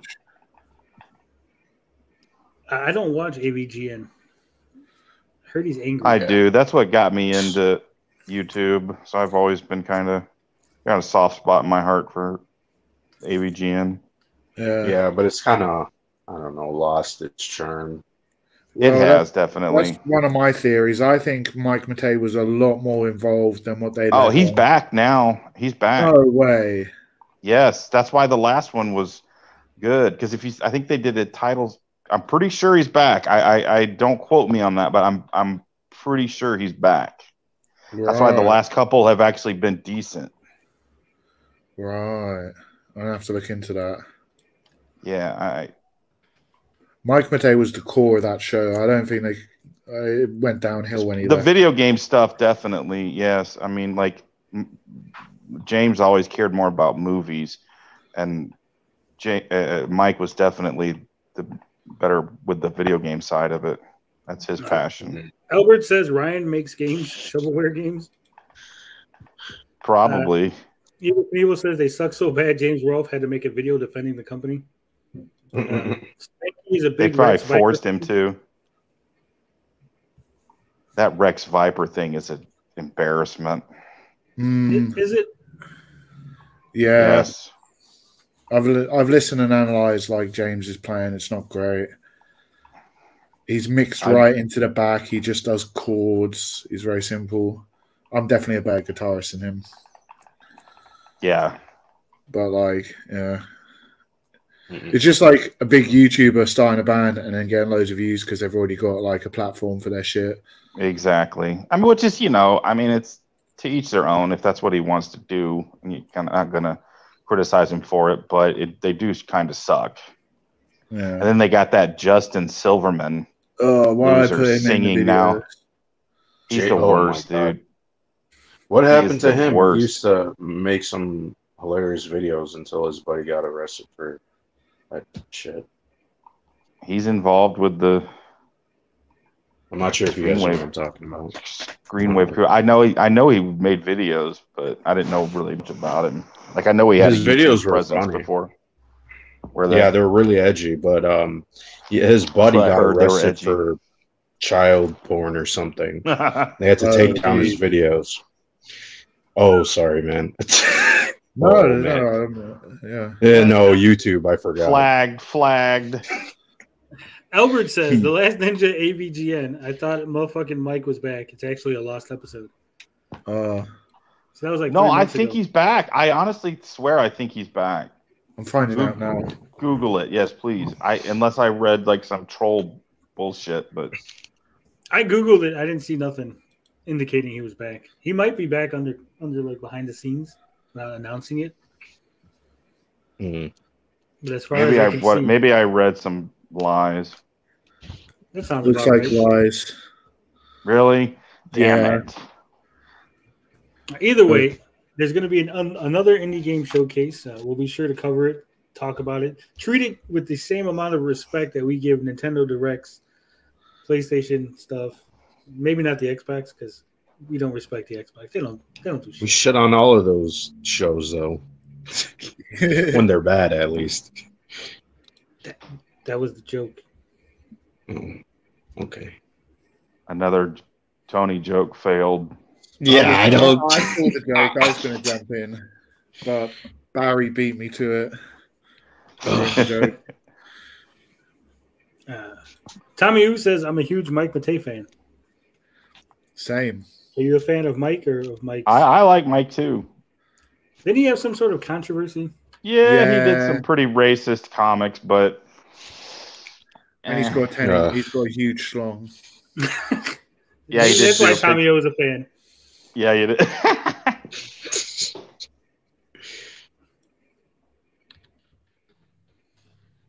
Were his comics racist? Yes, pretty sure. Very racist. He did it to be edgy. It was definitely meant to be edgy, but looking back on it now in today's woke world, it does not work at all. I don't think it even worked in the time it came out. It was I probably did. It really didn't. But it's even worse now. Yeah. I don't know. I don't even. But think he's I could funny. I stop like his that. streams are good. He's a good game player. You know, like I enjoy watching his stuff. Yeah, I love him. He's great. I didn't like him at first, you know, in some of the AVG and stuff. But Yeah, he really kind of like got good, you know, like because he became a real part of the show. It's funny how he started too. Like he always started like he was in a mask, and then it was like he had paint on his face. He like slowly worked his way in to the show. Well, he was a big proponent to the show from day one. Like, if it wasn't for him, we wouldn't have. Well, yeah, he had all the video. He had all the games that originally that James took to even make the series, and he showed. Mike was the one that was like, "You need to do this. You need to keep doing this," because he just made the original 3 episodes. Yeah, and he put them on VHS tapes, and then Mike was like, "You need this. This could be good." Yeah, and he made the YouTube channel himself, and then started uploading them there. So he was definitely a big part. Well, all this Mike Matei love has just cost us 20 subscribers. Channel's going down. Really? Nah, all right. So we got some polls. I don't know if you guys are aware of this, but we have a community tab. We got that about 4 months ago. We got a community tab. We started putting some polls up, asking some people questions, and we're going to see what the community thinks about things. Oh, let me check if I voted for all of them this week. Yeah, go for it. All right. Let's go ahead and share this screen here.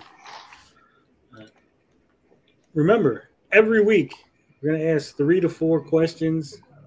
They might be video game related. They might be movie related. They might be channel related. So please, regularly check the community post if you don't get an alert or if you don't get a fucking notification of some sort, because they are there. They will be there every week. The first poll was, is the PS2 considered a, quote, retro console now? 122 votes. 83% of you said yes, it's almost 22 years old. 17% said no, retro means pre-NES. Pre-NES? Pre-NES. What the hell? Jeez. Who voted for that? Who voted for that? That doesn't even make sense. Yeah. Oh, my God. Bad take. 17% of you have a bad take of the 122. Some people said I should have put retro is pre-PS1. There you go. Bad take. Yeah, that makes more sense. Still bad take. Yes, why is it a bad take? I think anything retro, that's retro probably always 15, 20, that's definitely retro. Yeah, I mean, that's almost going into antique gaming. Yeah. Personally, I'm a believer of the 3-generation rule. So for me, I consider 360 and PS3 retro now. Yeah, I would agree with that too. Well, at least the beginning half of it. Yeah, it's like music, you know, like a radio station playing was growing up was like 50s, 60s music, like oldies. Now it's like oldies is like 80s music, like you can hear 80s. I heard 90s the other day on like a freaking oldies station. 90s counts too, yeah.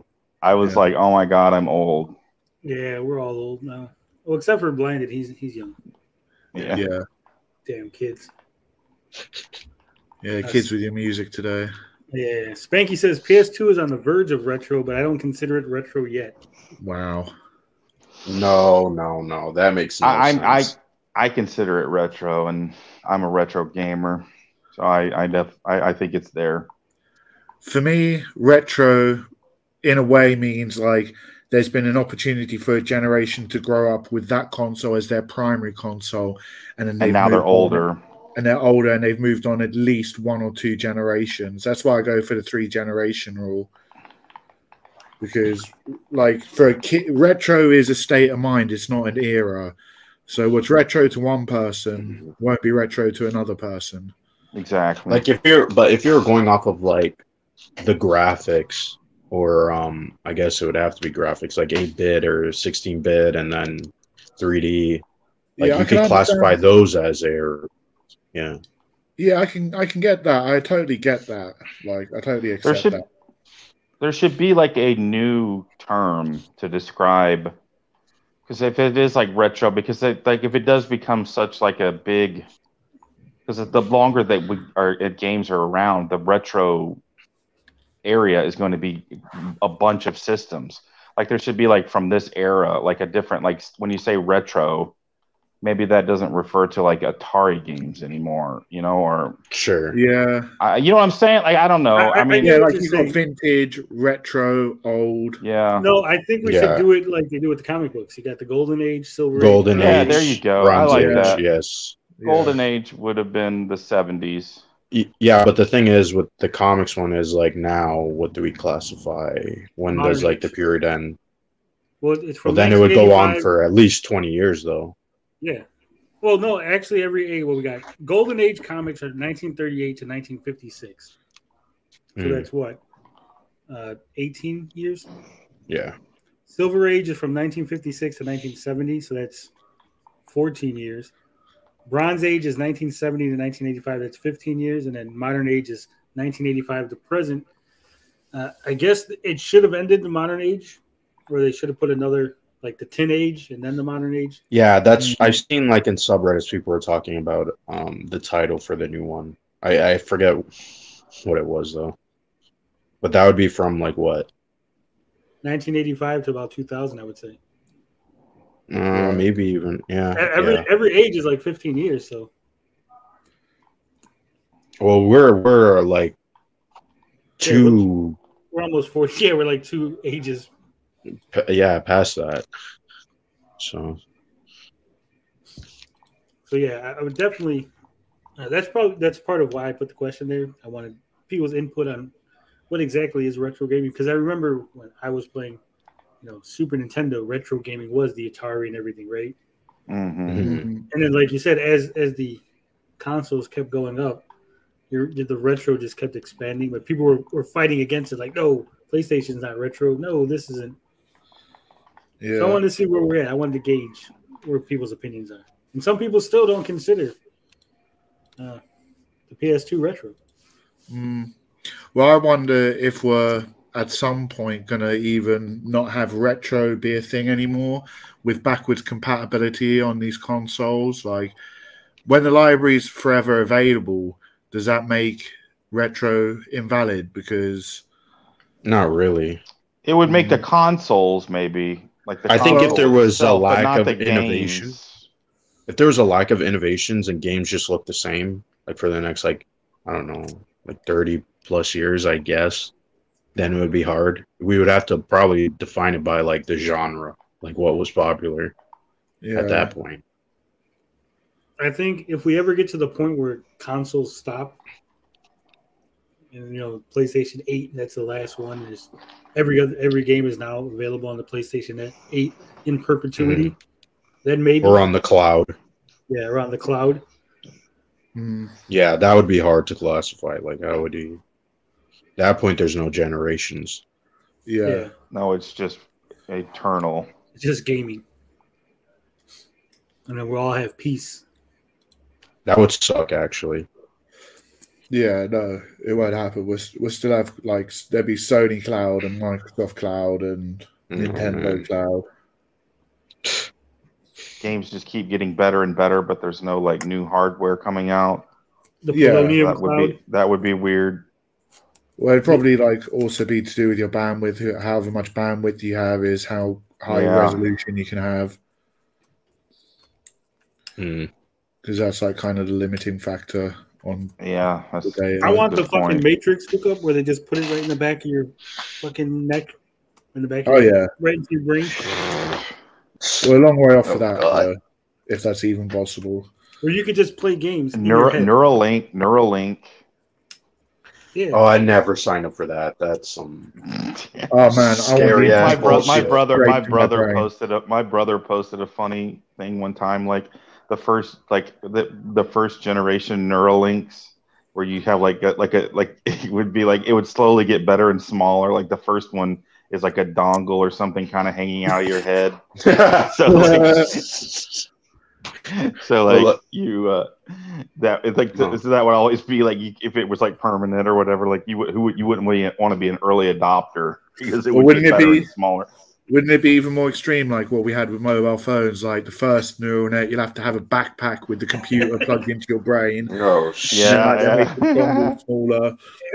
It would just be a giant chair that they strap you in, and then just feed you through tubes. You never leave the chair. You just always fucking perfect. Sounds great to me. Who knows? Who knows? We might die. We might die, and then like you think your life is over, and then all of a sudden your eyes open up, and you're like, we've unhooked you from your Neuralink. We hope you enjoyed your PS9 experience. Well, I'm a very big proponent of transhumanism, so all that kind of stuff I'm well for. I am too. I'm signing myself up to put my brain into a computer after I die. After watching so much cyberpunk stuff, I'm good. I think it's gonna go terrible. I'm all about Neuralink. I'll take it. Yeah, I want enhancements. Dude, I think you should long enough. Even though this game is shit, I think you should play Cyberpunk 2077 just to see what happens. I played some of it. I own it. I played some of it. I don't know. I really couldn't get into it. I love just some of the stuff that people do in that game is just like horrifying. Especially what's that group? No. What's the group that has no face? Holy shit, that actually like freaked me the fuck out looking at that. Maybe I need. You know what I'm talking about, Bob? I'm trying to remember. No face. Yeah, I forget the name of the group. It's like right at the beginning of the game. I'm racking my brain. The No Face group. I can't. Yeah, they remove their face. As like, because like augmentation and you could do whatever you want with their body, right? So people just decided to remove their face. And so it's like almost like a caved-in skull. It's like really disturbing. I can see that, like freaking kids nowadays getting damn tattoos on their face. Yeah, it's like permanent shit. Like it's like that. It's so disturbing to me. I'm like, oh fuck, I really don't want to see that in real life. You sure it wasn't just like a glitch? No, these are main characters in the game. Like there's a whole mission. Is that the gang with the? Are you talking about the gang which has that robot tech you gotta go in and nick, and they're all like yes, the spider tech that you gotta go in. Like, yeah, I remember that now. Yeah, they're kind of they're like gang. I don't even want to say the word, but they're kind of like crazy fanatics. Yes, but they don't have a face.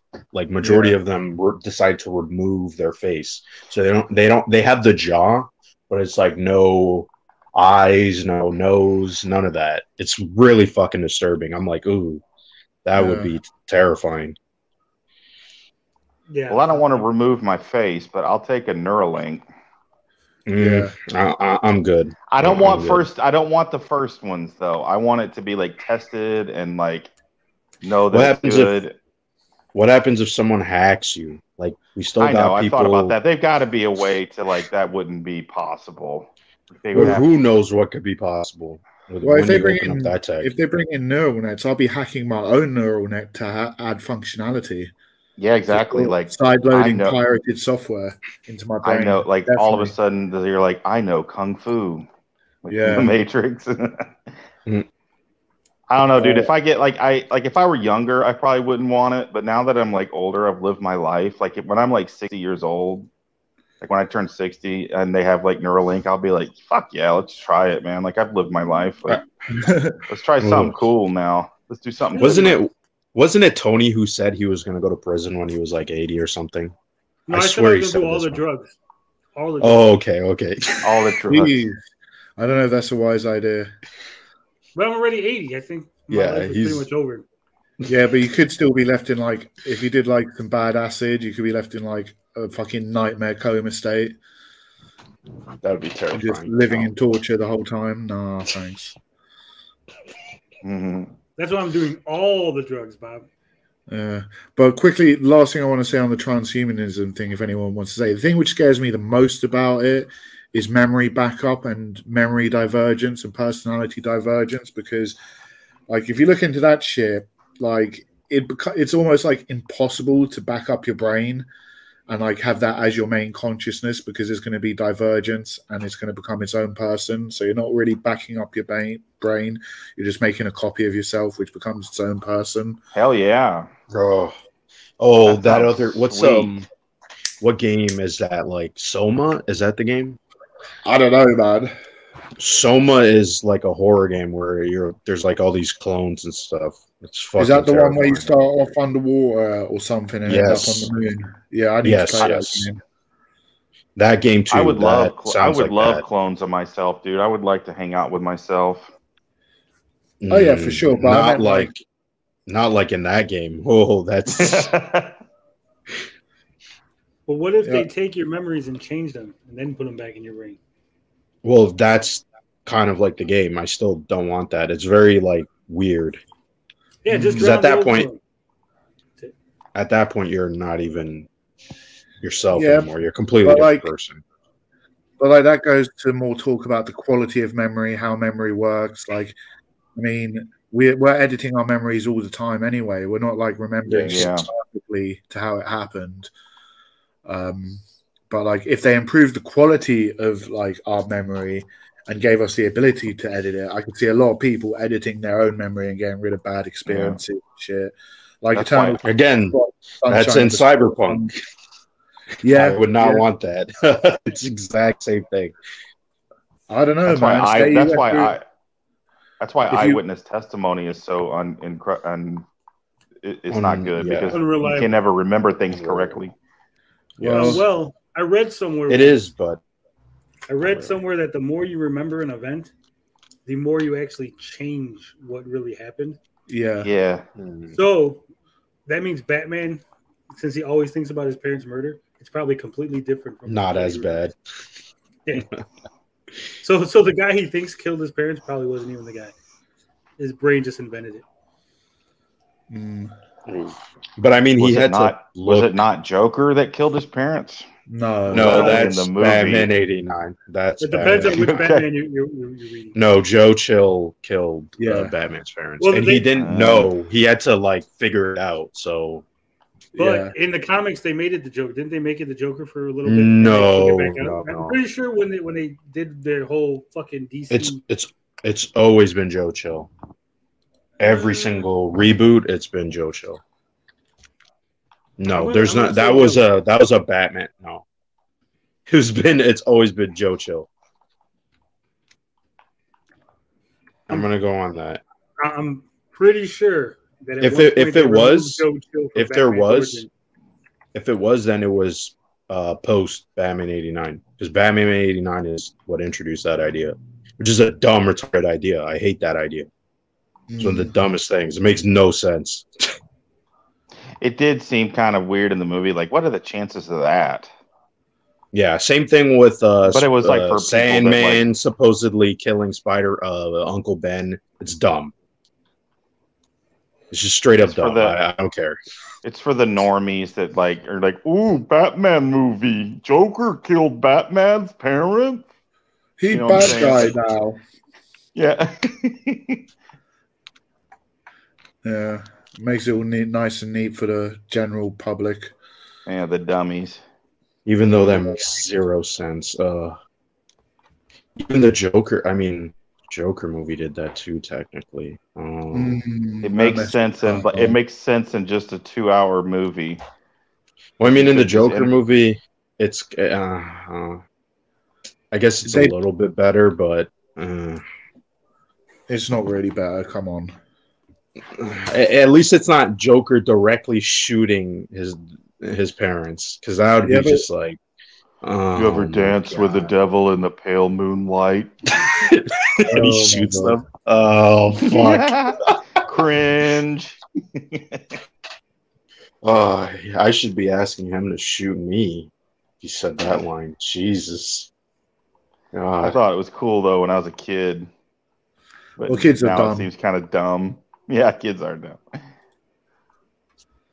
They just did that because they're like, oh, let's have a rap all together and make it personal.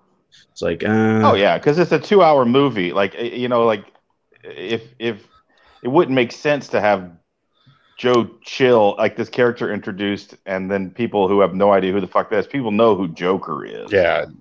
But Joe Well, Chill, the thing like, is, this in the random Joe Chill movie, it was it Jack Nicholson or was it like a younger? I can't remember. It was a younger, because they didn't have like digital de-aging then. They just, like, but I mean, hire they can actor. do the makeup and stuff. Sometimes they do that. But.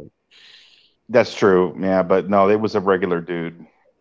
It was weird though because he looks like the Joker, right? Like he has like this really creepy smile, but like before Joker fell in the vat, he wasn't like all that disturbing looking. So it was like, what the fuck? Yeah, he was normal. Like he just, yeah. Yeah, I like Batman 89, but like it has like weird ass fucking elements. You're like, what the fuck? Well, it's a fun movie.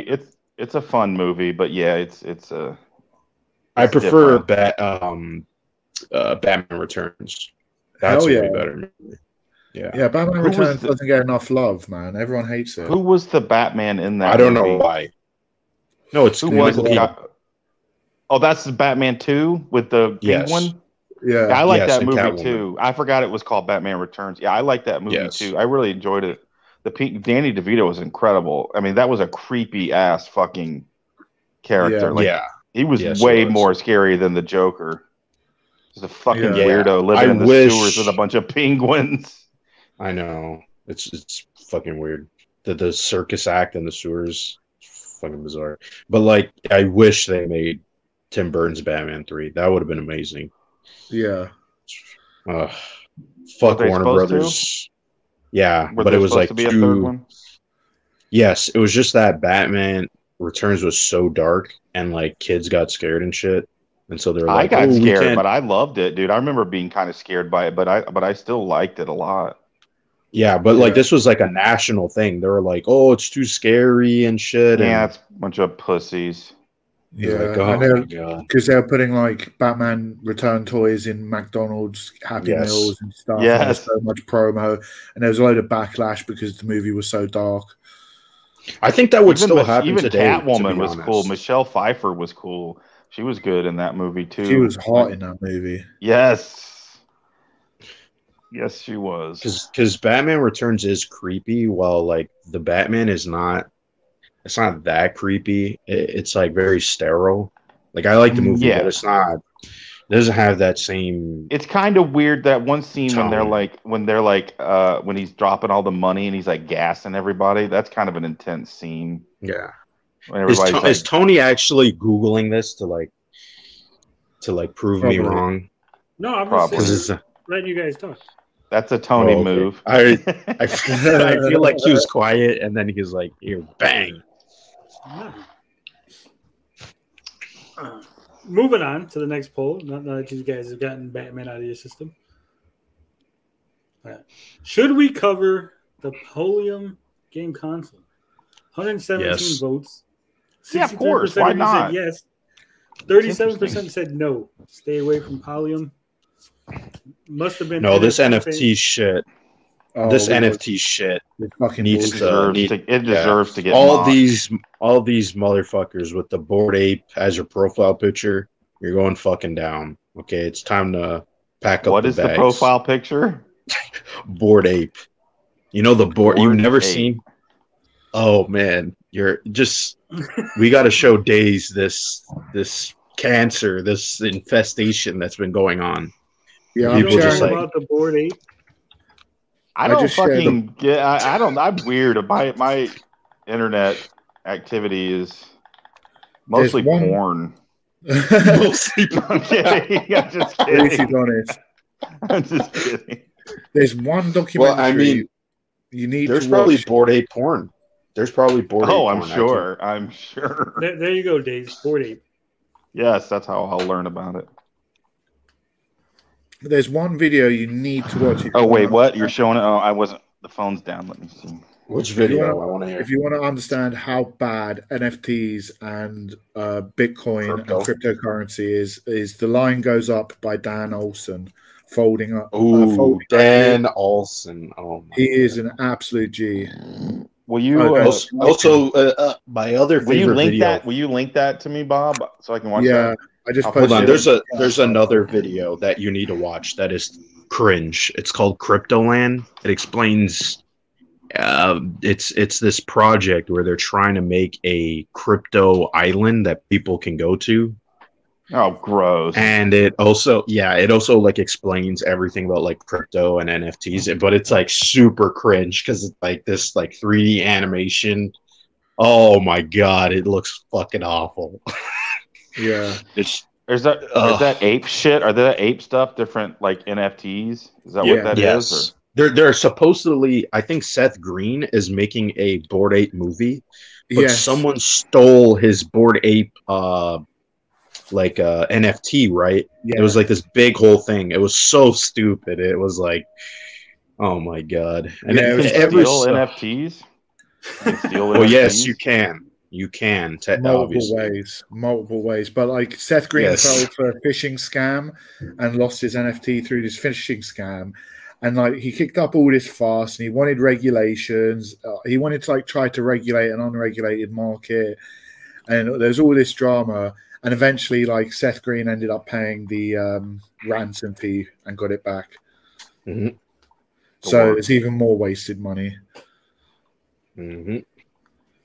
So, our audience says, cover the Polium, the NFT console. So, we will be doing that shortly. We got one more poll to go to. This was the most controversial poll I've ever put up because I think that you guys are shitting me. I don't believe you. I think you guys are trolling. I wasn't entirely honest on this. Well, I actually put more hours than I did. How many hours do you play video games each week? The choices were 1 to 5, 5 to 10, 10 to 20, 20 to 30, or 30 plus. I'm pretty sure I put 10 to 20. Almost half of the 75 people that voted said 1 to 5 hours of video games a week. Yeah, I believe that. I would believe that. Studies have shown that the average play time is about 2 hours a day for a 35-year-old gamer, and that's like the average gamer. So sometimes it depends on if I have like a game that I'm playing that is that amount though. Exactly. Yeah. I mean, sometimes a gaming channel with a gaming audience that only games 5 hours a week. I game more than that, but I could see other people not doing that. Well, what's the second choice? I'm probably in the second. I'm probably a little bit over 5 hours. I would say I'm 5 to 10 or. I'm about 5 to 10 usually, sometimes more. Like I might stream like an hour or two a day if I'm gaming. So probably go averagely a little bit more than that when I'm streaming, but generally I don't game as much as I used to. Oh no, definitely not. I guess I'm the only one on the panel that games more than 30 hours a week. Are you what are you playing? Mobile games and shit too? What am I playing? I play a ton of shit. I mean, I played all of the Parasite Pack the other day. The Flea and Disco Tapeworm puzzle or whatever. Tapeworm Disco puzzle. Mm-hmm. I played through that. I played through Kaz and the Wild Mask. I play Avengers every once in a while. I'll play the Ninja Turtles game or another beat 'em up or something. I usually stick with one game. I would be sleeping on the couch if I played 30 hours a week.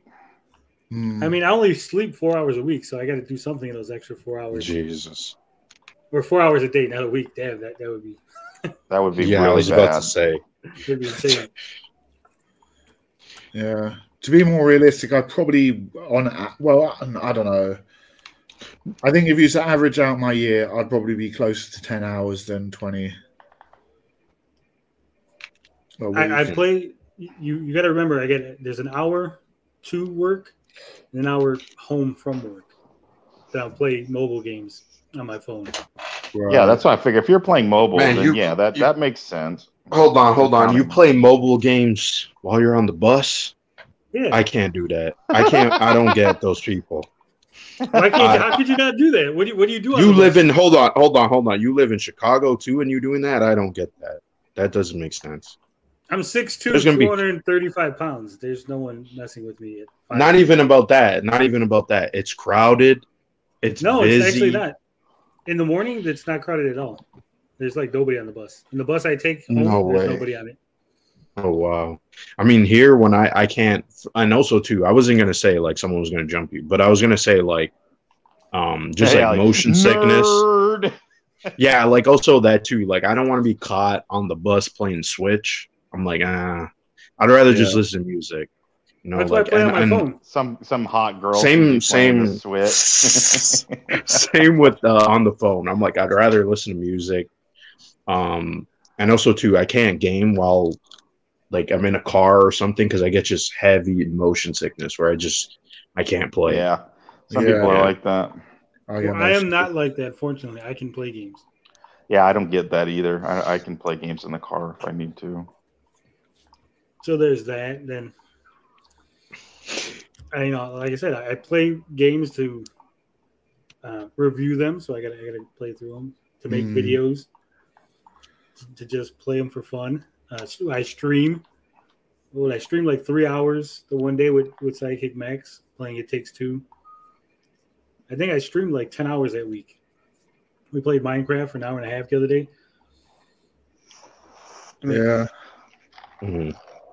Like I'll watch YouTube while I'm playing games. See, I can't do that. I wish I could. I can't double. Yeah, my son does that. I don't know how he does that. I can't do that shit either. That's just like overload on my brain. Yeah. How could you not? If I'm turn down the Avengers, music. Yeah, it's easy. I can listen to music, but not YouTube. I couldn't listen to someone else talking while I'm playing a game. Well, I'm doing that right now. I'm playing. Well, I am too. I'm playing a game too, but that's like different. Like I'm having a conversation, I guess, than as opposed to like listening to somebody else. Like I don't know.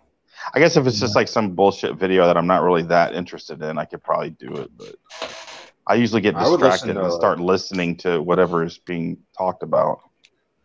Yeah, well, I'm not saying that I play over 30 hours exactly, like loser. But I'm saying, like, like if I'm listening to like you, like I'll be listening, playing the game. Maybe I'll pause the game and rewind. Oh shit, what I missed? Rewind it, listen to it. I'm not necessarily playing. The game is on, is what I'm saying, but I'm not necessarily playing it. So I might realistically be playing like 20 hours of games. The same thing with the bus. It's not the whole hour that I'm playing, right? But when I get on, I turn on the game, and then maybe I'll answer a text or I'll answer a DM in the middle of the game. But I'm not I'm not calculating every single second, like to the fucking. Yeah. Have you ever picked up a chick on the bus? Yeah. Have you? Yeah. Yeah. It's not that hard. Yeah, I don't know. I guess maybe. When I go on the bus, I just attract fucking weirdos. That's why I just listen to music and just like. Yeah, I don't talk to anybody. I don't talk to a fucking soul when I'm on public transportation, unless I'm like drunk or something. But like I said, there's always I've done over that. 6 foot. Women like over 6 foot. Doesn't matter. There's always like some drunk that's trying to talk to me. Oh, or, like me and my friends. Yeah, and we end up trolling them, but poor guy. Yeah, of course. Or just like some lady was like trying to talk to my buddy, and the horrible shit she was saying was terrifying. I can't even repeat it on here because it was so disturbing. Was it like so we'll hear it on the after show. Be sure. It was her talking about how she was high having sex and what was in her butt. After show. After show. We will find out what was in her butt on the after show. But for right now, 1 Inch Bicep says he plays video games that are mostly audio, or he plays videos that are mostly audio when playing games. Yeah, exactly. I listen to Matt McMuscles sometimes when I'm playing games. Go on our Matt McMuscles What Happened. What happened? I love What Happened. What happened? Whatever. He changed the name of the show now to What Happened because he got complaints. Matt McMuscles? Yeah. What? Why would he do that? Well, people were complaining about the thumbnail that like What Happened doesn't make any sense, and he changed it to What Happened. But isn't that just like his sense of humor, though? That's what I always I figured. know, but he changed it because he caved to peer pressure. Sometimes I hate him. Sometimes his takes are bad, but he still makes good videos. He owes me money, by the way. Really? Yeah. How? Matt Big Muscles and his crew, they were doing, I think it was like a VGA reaction stream or something. Don't quote me on this because I don't remember the exact stream they were doing, but they were doing like a reaction to something.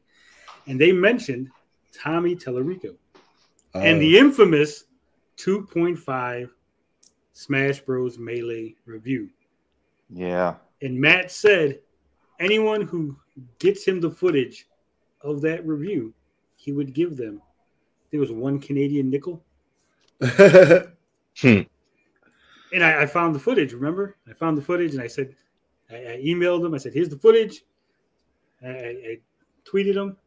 Nothing. Damn. And it was going on for a while because it was even in the subreddit for him. They were talking about it. They would bring it up every once in a while. Oh. So, Matt, if you're listening, you owe me 1 Canadian nickel. Yeah. Sign it. Which is not worth a lot in American. Yeah. It's not about the amount of money. It's about the principle. I know. I was just joking, just shitting on my country.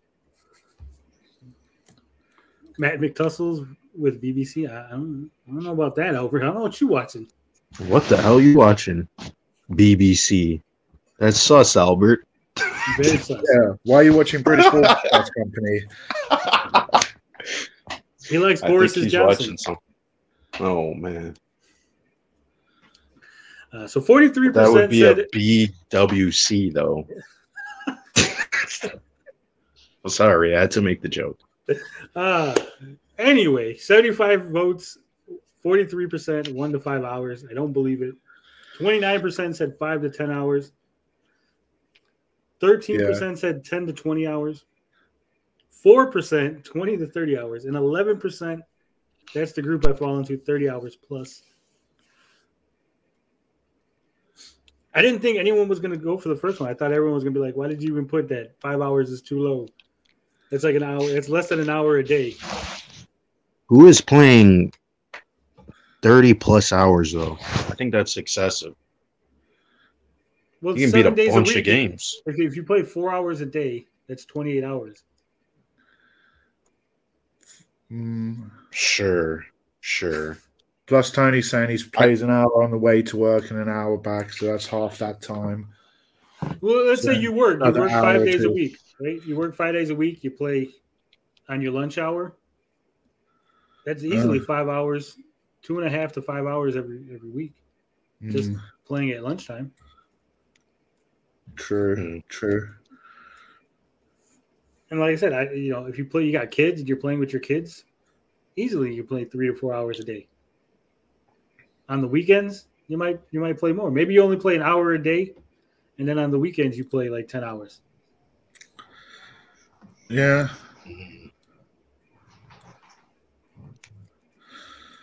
I probably should have put myself in the 10 to 20 hour category, to be honest, instead of the 5 to 10. Yeah. I mean, even if you're playing for YouTube or for Twitch, you're still playing games, right? Even if it's a business playing, quote unquote. Yeah. Still playing. But that All is these that. Twitch streamers, they don't play games. Hot take. It is It's a hot take. joke. All right, so I guess Hassan doesn't play games. Look at that guy. Hassan Piker? Just sits there and talks. Yeah. He Yeah, just but sits there, pretends to be a gamer. I've never I think watched he's this pretending. He'll get mad at me just saying that too. That's how triggered he is. Is that like really super liberal guy? He's he's what isn't he fuck his name? Chunk Uger? Shanks Oh nephew. yeah. Yes. Yeah. Yeah. Couldn't fucking remember Chang. I should just said the fucking water buffalo. But we got to talk about some things that are not fan polls. Now we're going to be talking about our favorite subject here on the show, as well as the Amico, because we're going to be talking about the Amico and the Polium, however the fuck you pronounce that. Bro, double scam. Double whammy. Yeah. So in Amico news, there's not much news. However, we would be remiss not to cover the following. We had reported correctly that the Intellivision Amico trademark was abandoned, and that is still abandoned. You can go on the U.S. Patent and Trademark Office website. You can look it up. It's still abandoned. But Intellivision filed for a brand new Intellivision Amico trademark. They changed the wording on the filing ever so slightly. So it would pass muster as a new trademark filing. So obviously that's probably going to get approved. I don't think it's approved yet. It's technically live because it's in the process. But there should be no issues with it. So it should get approved. So they should have access to the Intellivision Amico basic word mark once again within the next week or so. It was filed on the 30th of June. Filed after the other one was abandoned. After it was pointed out that the other one was abandoned. So don't get it twisted. We did report accurately. We didn't report. I didn't feel the need to make a live stream saying that they reissued it. I didn't even know that happened. Yep. Because it wasn't. When was this? When was it? When they abandoned it or when they reissued? No, when they got the new. The 30th. They filed on the 30th of June, and then it didn't go through till I think after the holiday. Oh. I'm out of the Amico loop. Because I'm pretty sure Nintendo Life and them all covered it. And there was some controversy because IGN covered it. That's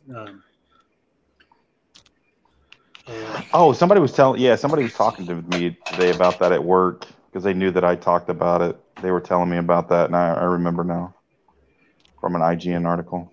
So yeah, there was an IGN article, but the IGN article was incorrect. So we're gonna go. We might as well go over both of them, right?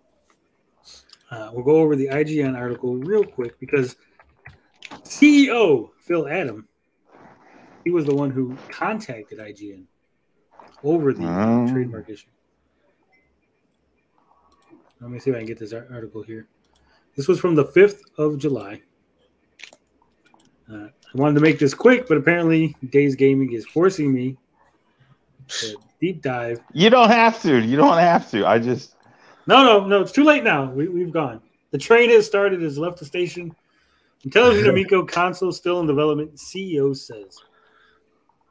This was by Matt Kim, updated on the 5th of July, but also posted on the 5th of July. I don't know what they updated in that 10 minutes. Hopefully nothing important was changed, but the trademark is once again listed as live. Now, this is incorrect. Okay. You can't spell ignorant without IGN. IGN did not do their due diligence. Okay. I'm very, very not surprised. What's the opposite of surprised?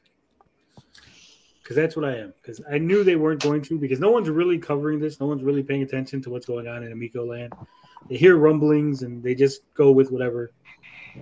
But it says it was reported yesterday that the trademark for Intellivision Amico had been abandoned, spurring speculation that development on the console had ceased. Now, the company's CEO says work on the system is ongoing and the trademark is very much alive. That is not entirely true. Okay. Again, the trademark was 100% abandoned. It is still abandoned. The trademark is not live. A new trademark was filed. That is live. So, Phil Adam kind of playing with words, trying to trick IGN. IGN not doing their due diligence. Says in an email sent to IGN from Intellivision CEO Phil Adam, the company says that it is still working on the console. Shouldn't be working on it, right? The console should be done. They should still be looking to manufacture. But and that the United States Patent and Trademark Office is usually pretty slow in updating. They didn't need to update. This is a new filing. Again, he's trying to make it seem like the trademark was never abandoned, but it was. That's the Amico way. And it says Adam provided IGN a screenshot of the Intellivision Amico trademark listed as live as this morning, which IGN confirmed. The filing date for the trademark is listed as June 30th, 2022. So that right there, they acknowledged that the filing date is listed as June 30th, but they didn't think enough to go, wait a minute, why is the filing date June 30th? Oh, because this is a new fucking filing. This isn't the old filing. The rest of this is just all fluff. So we're going to go to the Nintendo Life article. Nintendo Life, who also not that great, but this instance they actually did a little bit of due diligence.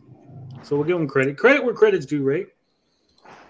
Says the television trademark is live once again.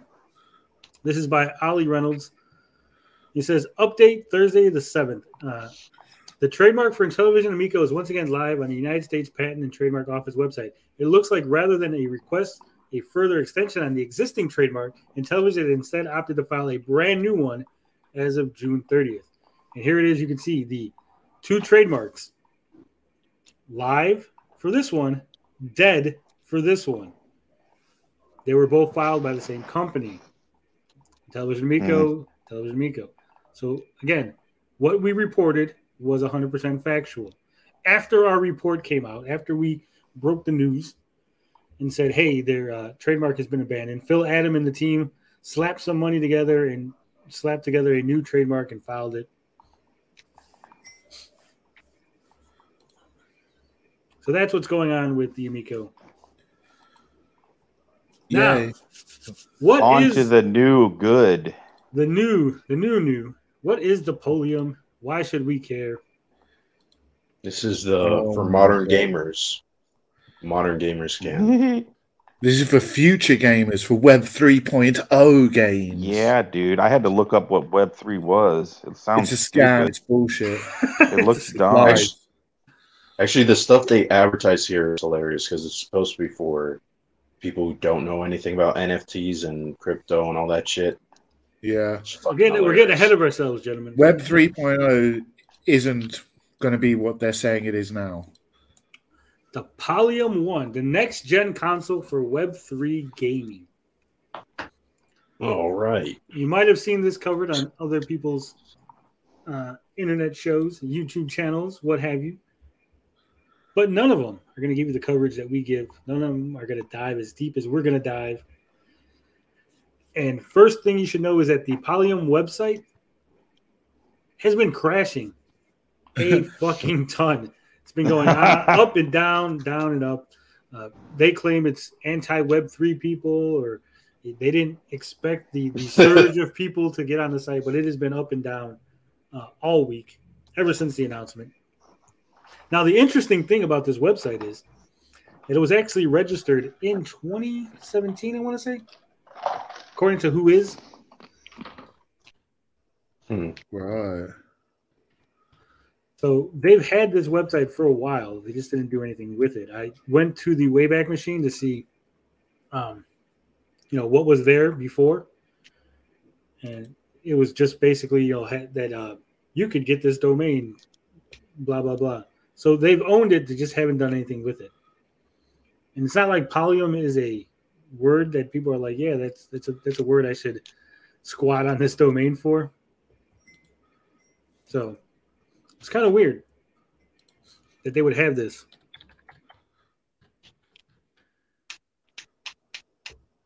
Hold on 1 second, because I want to get the exact date. Yeah, it was registered, created on 2017, 2/7/2017. It was updated on the 22nd of June. No, May. 22nd of May. Fuck, I don't know my months. And that's what we got here. We got the nice Polium next-gen console. Looks more or less like a PS2 3 controller. It's a knockoff PS3 controller. It looks. Hold on. Let me pause this. It looks. I I don't know. It obviously looks like a PlayStation controller, but like where it looks like it has a touchpad, like the It's a PS4 thumbprint. controller. The funny thing is, Yeah. the touchpad they're claiming is Apple's touchpad, which is trademarked. They're saying it's Touch ID. Well, they actually said that I was going to get to that, but Bob is jumping the gun here. Sorry. But the Touch ID, they said that only the name Touch ID was trademarked. Not But the that technology. Yeah, not the technology. And that they didn't mean that they had the quote-unquote Touch ID Apple thing, Touch ID. but they just had the equivalent, like, you know, and that was just the best way to describe it, right? Right. They could have called it fingerprint scanner. They had to make it sound fancy. Yeah, of Apple. course.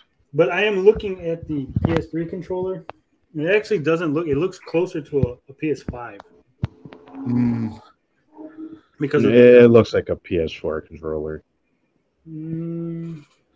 Maybe the shape. Yeah, I could see the shape. PS5. It's got the shape of the PS5. It just looks like it's such a shitty controller. Okay. It does look bad. Well, even the speaker here, right? The speaker is definitely in the same spot. The button. Yeah. So it's like a combination PS4, PS5 controller. Let me copy your homework, Sony. Yeah. At gunpoint. It's pathetic. But it's a multi-chain console. Play games that are built on Immutable X. I don't know what the fuck this is. Ethereum. I think that's Ethereum. Ethereum? Ethereum, yeah. Jesus. Yeah, Solana or Polygon or this shape. I think that's Binance's currency. I don't know that one. This is so sad. Wax. This shape. This shit. There's like a gazillion cryptocurrencies out there. They're all fucking terrible. They're all a scam. Do not get involved. I have never even considered. It's like it's just all noise to me. All this shit is noise. It says you're gonna get a clean dashboard for playing games quick. Hey, that's better than the Amico. Now crap dashboard. You should know that the games that are featured here on this page are not necessarily going to be on the console. Oh, they're what are these games? Some of these games already exist. Some of these already exist. Okay. Some of them are upcoming. Grit, I believe, is upcoming. Right. It doesn't exist. What does that even look like? What Sky City?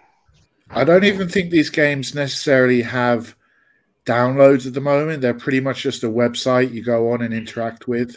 Yeah. I think. Decentraland. Yeah, that's actually already out. Well, if you see, it says these are my metaverses. So these are metaverses. Not necessarily metaverses. Oh, yeah. Okay. I'm going to go chill out in Decentraland. Can you get in that with a Oculus or the new one? Can you get in that? I don't know. Decentraland. But again, from my understanding, because they have on their Discord, they have a little section for launch titles, and it's empty right now. They said we're not announcing any launch titles yet.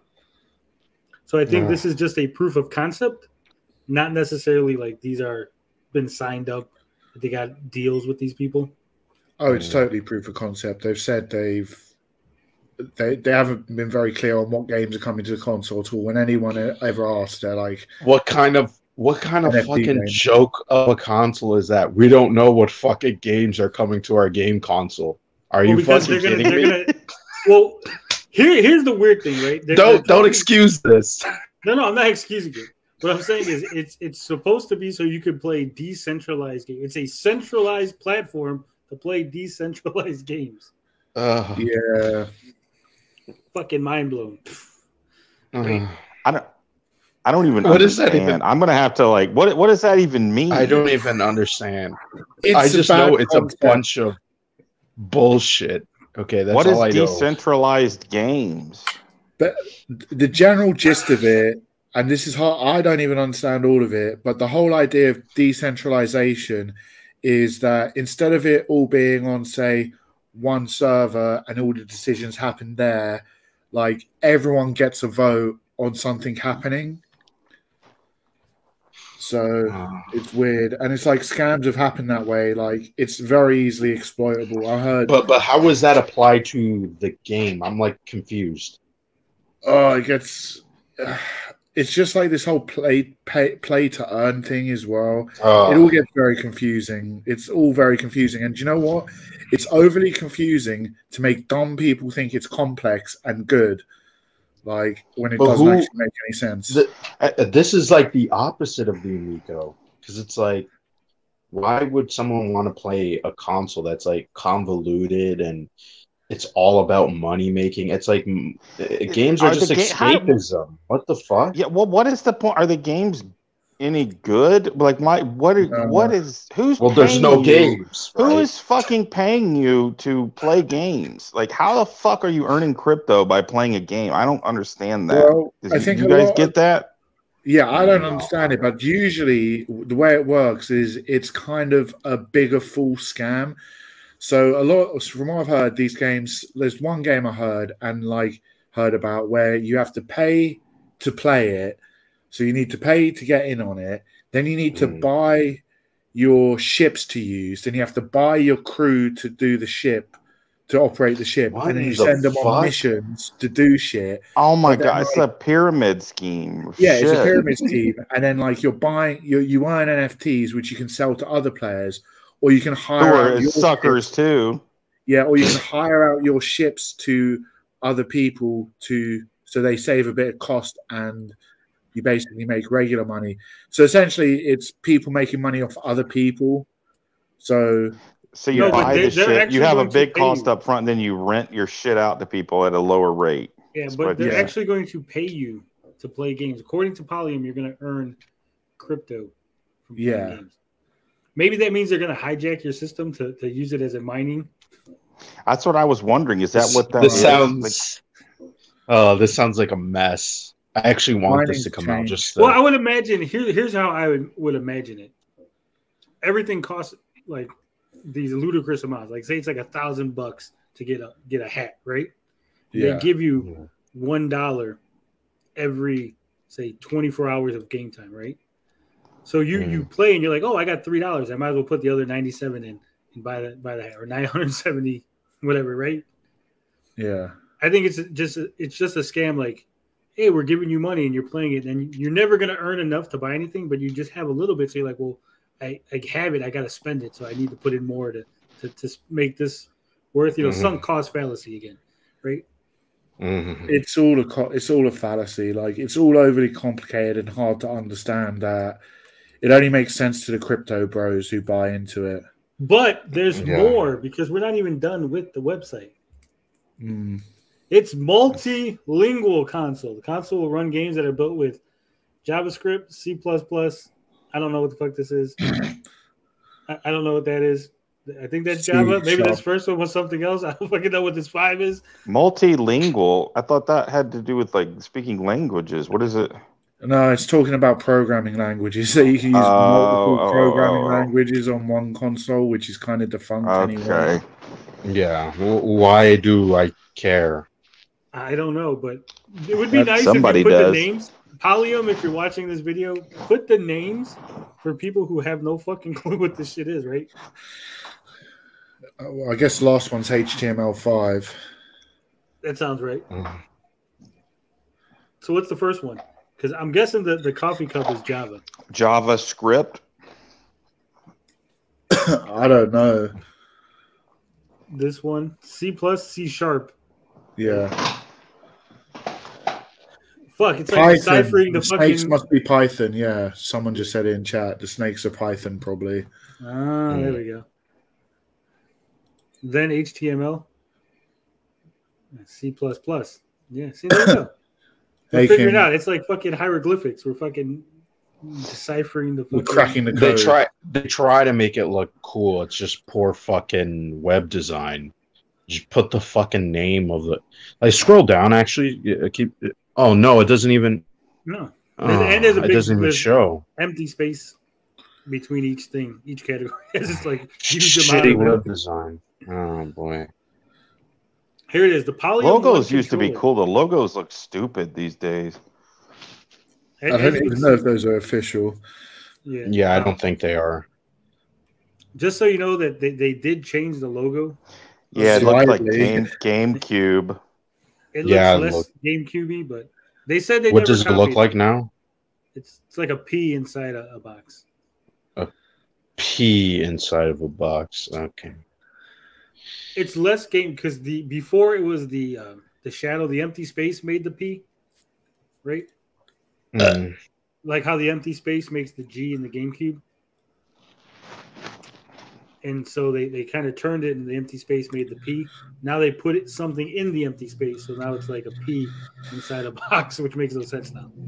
Mm. It's less cool, is what I'm saying. But it's going to have a fingerprint scanner. There you go, Bob. It's right there, fingerprint scanner. Yay. So people can't like break into your crypto wallet. So Even now we're gonna though that cutting off thumbs. But that doesn't even make any sense because it's all on. You should be scared of the people trying to scam you on the other side who are dealing with all the crypto shit. No, those people are very trustworthy. Those are very they're definitely trustworthy. They don't rug pull and do a bunch of shady shit. Yeah. Stop being a hater. No, more hate. I think this is a good time to announce that Polium has paid us 10,000 Polium bucks to sponsor the channel. Polium bucks. Now's the time. If you're going to get in, if you were jealous of the Amico cult, now's the time to get in on the ground floor. They got a Discord server. You can actually talk to the people now. Oh, shit. I think I'm going pro Polium this time. Go Polium Bros. Yeah. Polium Bros. Polium Bros. That's going to... I can see a bunch of people unironically shilling for this crappy console, and they don't even, well, they say that they're gamers, but like they don't actually play games. No, they're like crypto losers. But look, gentlemen, haven't you always been waiting for this? There's a wallet button to quickly access your wallet while in game. Oh boy, a wallet button. Boom. So you're playing Next your game. Feature. You're playing your game, and they're like, "You want to buy an NFT?" You're like, "Yeah, wallet button." Boom! I better get on this quick. What the fuck is this? Button. There's a haptic feedback button for some reason. That's this button here. That's weird. No. Because it says haptic feedback. It's got the lines, and if you go up, this has lines and a button. You press it to get the haptic feedback. So you press it and it vibrates. Oh, that's. I'm just speculating. It's probably not like that. If it was, I hope it's that, just for stupidity's sake. There's a headphone jack right there in case you want to voice chat. Why not Bluetooth? God damn it! So they can and listen. And it's got a sensitive touchpad right there. So don't hurt its feelings. Sensitive. Yeah. Don't smack it. It's man, this is. And now you ready for the roadmap? For 2022 to 2024. I saw this. Yeah. Pipe. Polium Pass. The Polium Pass. Yeah. And what is that? You get it early. You get it before the console even comes out. Well, let's find out. Before it's even been developed. Here it is. The Polium Pass will grant you access to the Polium ecosystem. Look at that. Oh my God, it's Game Pass. Yeah. No. It's more than a Game Pass, gentlemen. The benefits of the Polium Pass. Polium 1 console. You get to claim your Polium 1 console on launch day. You receive a free playable PFP NFT. Oh, that's making me so hard. I don't know what PFP is. What the fuck does that even mean? How's that playable? Profile picture, you damn boomer. You get staking rewards. Stake your playable NFT to earn reward. I don't know what gambling. That means gamble your playable to win. Okay, but do I get a Bored Ape? You get access to our launch event in Japan, UK, and the US. Look at that. I can mint that. Should I mint that? Bam. Mint my Polium Pass. Right-click save. Right-click save. Can't do that. That's illegal. Oh, hold on, wait. Go back to that console. Look at the console. You didn't see the console? What? Yeah, I want to see that. Because what is this going to run? This looks like a There's no Ouya. hardware. They haven't done no dev into the hardware. There's Android no box. specs. There's nothing. This is all just renders. There's nothing physical done yet. Why do these people make this shit and then go, gamers definitely want to buy this? This is not about gamers. This is about fucking scamming people out of money. No. It's about Web3 gamers. You guys just don't see the future. Web3 is the future. This is like the future of gaming. Like virtual reality is the future of gaming. You know, like this is trying to pump that shit out. If we're on the road of dying in 5 years, like what the fuck is this? Dan Zoomer. All right, so we gotta go back to the roadmap because this is very important. We gotta cover this. Yeah, so you can buy now. So you buy now, you get your Polium Pass. Then in 2022, you're going to get your PFP airdropped. Then in 2022, you're also going to be staking. Your staking. What's this? Gambling. Then in 2023, you get your game tag claim. You can claim your game tag before the console's even released. Before you play game one. In 2023, there's also going to release the SDK. And then in 2024, your Polium wallet Chrome version will be released. And then in late 2024, almost 2025, Polium 1 will drop. So 2 years of scamming the customer before the console. Yeah, it's just like crowdfunding, basically. Well, here it is. It says, what is the release date for the Polium 1? 2024 for holders of the Polium Pass. 2025 for the public. No. Wait, so this is coming out. What games will be available on launch? We are currently in talks with multiple game developers. We will list the games on Discord in the launch library channel. Last time I checked, there was. That sounds familiar. Here are the list of networks.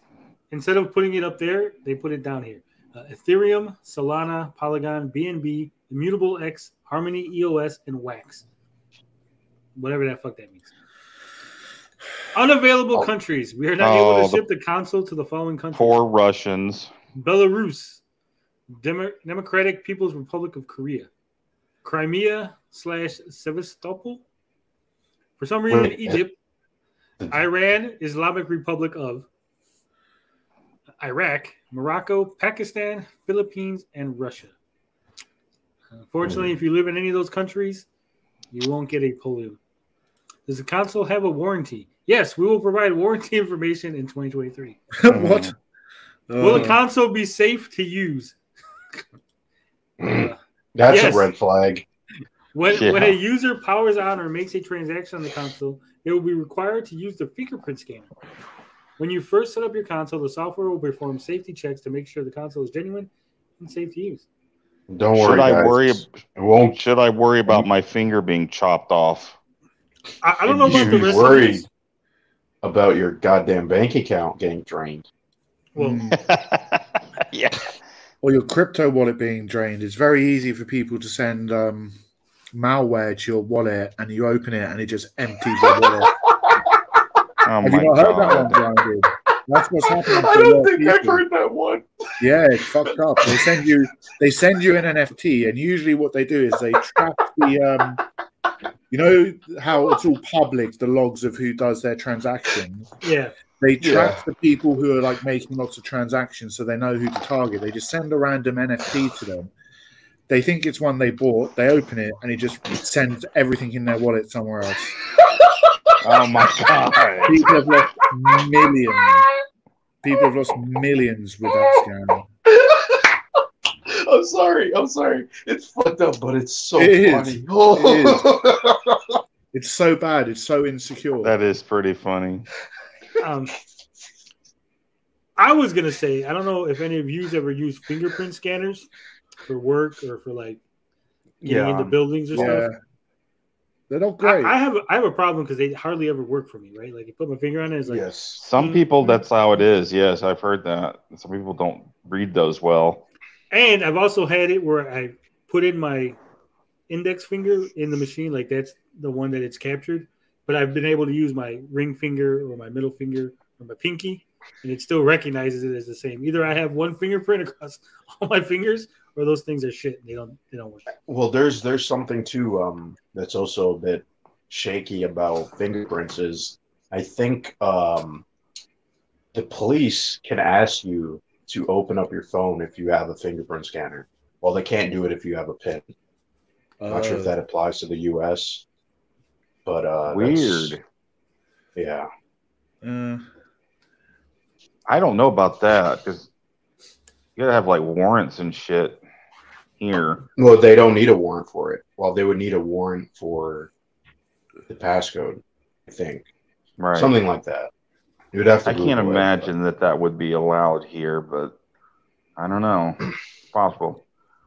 Yeah, I don't know. Same thing with the face scanning as well. But moving on. Will the console be safe to use? Yeah, we said that already. What will be the specs? We aim to build a high-performance console. The specs you see on the site are not confirmed until we have a functional prototype. They don't have a functional prototype. When will we have a functional prototype? We are currently building the functional prototype. We will have a functional prototype in a few months. If you're currently building one, like, wouldn't you have some specs and some ideas of what it would be?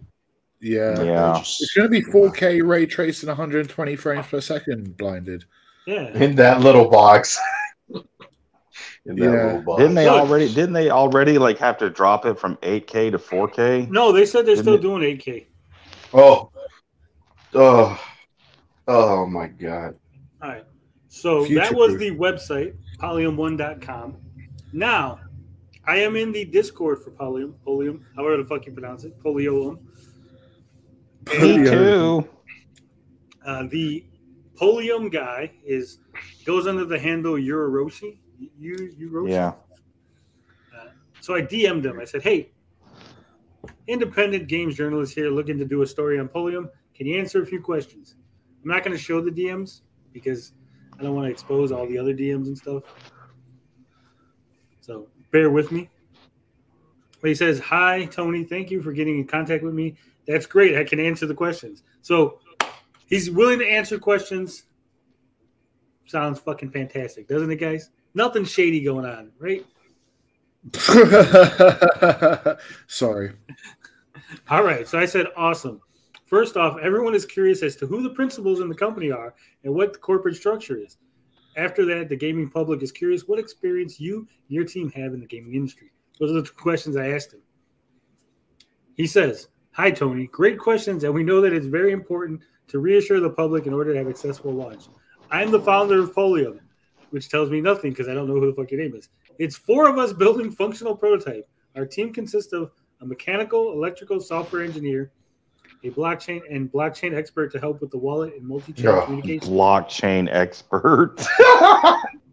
So I said, I followed it up. I said, is there a reason for the secrecy around your identities? Because obviously I asked for your names or who the fuck you are, right? He didn't give me any of that. He says, yeah, a lot of Web3 founders started anonymously and was able to run a successful brand. Didn't answer the question. There are reasons why we decided to start as an anonymous team, which we can't say yet. I wonder why. But give us your money. To say one reason. They're willing to give one reason why. They haven't revealed their identities. We knew that we would receive backlash from anti-Web3 people, and it's for our own protection and safety. But we will reveal ourselves soon. We don't want our identity to determine the success of our launch. We will reassure the public that we are not a scam, that the console will be launching. It just dawned on me. That'll be their excuse. Like the Web3 people are now the haters. Like how Amico always blamed the haters for everything. It'll always be the Web3 people. You mean anti-Web3 people? Anti-Web3 people. Yes, they're the haters. That's already the narrative the crypto bros are spinning, man. That's been going on a long while. You just hate that you don't understand crypto. Why is there like I'm lost for words. I don't know. Yes. You broke blinded. But like he goes on to say his last thing is it will be the biggest console for gaming.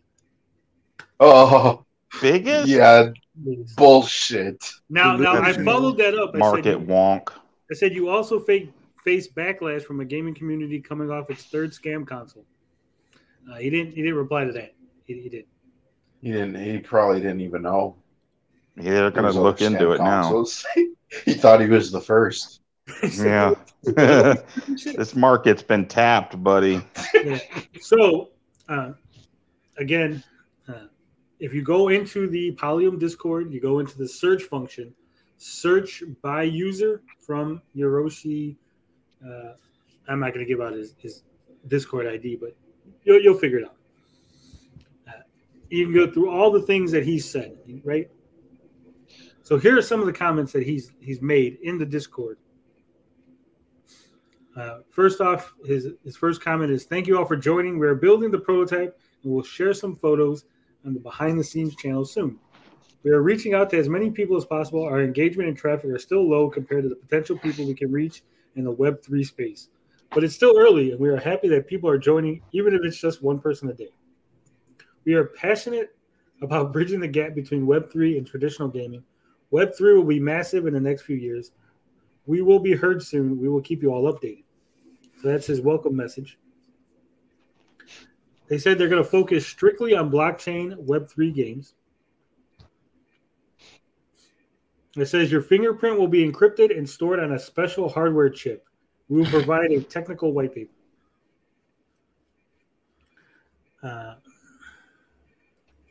It says it's going to be go ahead. Are they also going to store your fingerprint on the blockchain? Yes. And they're going to sell it on the black market. Sorry, interrupting. He says PlayStation runs games on a centralized servers, and the PlayStation does not have Web3 features. That's why they're going to be better.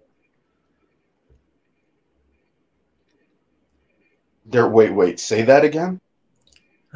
PlayStation makes its revenue from other sources. We know that they lose money and have to sell it at a loss. We have different revenue streams, like collecting a small percentage from transactions on the platform. We just have to have enough funding to keep the console sustainable over a long period of time to start making a profit. PlayStation runs games that are on centralized servers. The PlayStation does not have Web3 features. Okay, but that first part is a little bit weird because what are they trying to say? That PlayStation sells they sell their consoles at a loss, but also lose on their digital sales? No. What are they trying to say there? He's saying that they lose money on their PlayStation sales, the console sales, and they make console sales. Yeah, and they make up for it in obviously other ways. Okay. So they're saying they're going to make profit on the console, which means that the console is going to be dog shit. Yeah, they're going to try to double dip. I feel they're trying to say they're going to try them. It sounds like they're saying. Sorry, I messed up. It sounds like they're trying to say they're going to get, because you get kickback on NFTs, so they're going to. Okay, and they never gave a range of price, but this is supposed to have. Well, they did. There's a range of price. Okay, is there? Oh, I didn't know. I haven't heard that yet. Yeah, I told you we dive deep here. We don't do this surface level bullshit on this channel. We go all the way. We go balls deep into that ass. We're gonna get you all the news. That Polium ass. Yeah. It says you will have to buy and hold the Polium Pass in order to claim your Polium 1. Then we will take pre-orders for the public release in 2025. Buyers will be able to pay with credit or debit card for the public pre-order. So you could buy a Polium Pass now and then sell it to someone else. Start selling. Okay, but how much is it though? That's to purchase the pass. We'll get to that. Don't worry. To purchase the pass, you'll have to set up a MetaMask and buy Ethereum. We will provide more details later this year. That sounds. Dev kits will be available next year. We will inform everyone. Now here's where we get really, really good. He was answering a question, but the original question is gone. So bear with me on this. But he says, not sure, but it depends on the demand and the cost for manufacturing.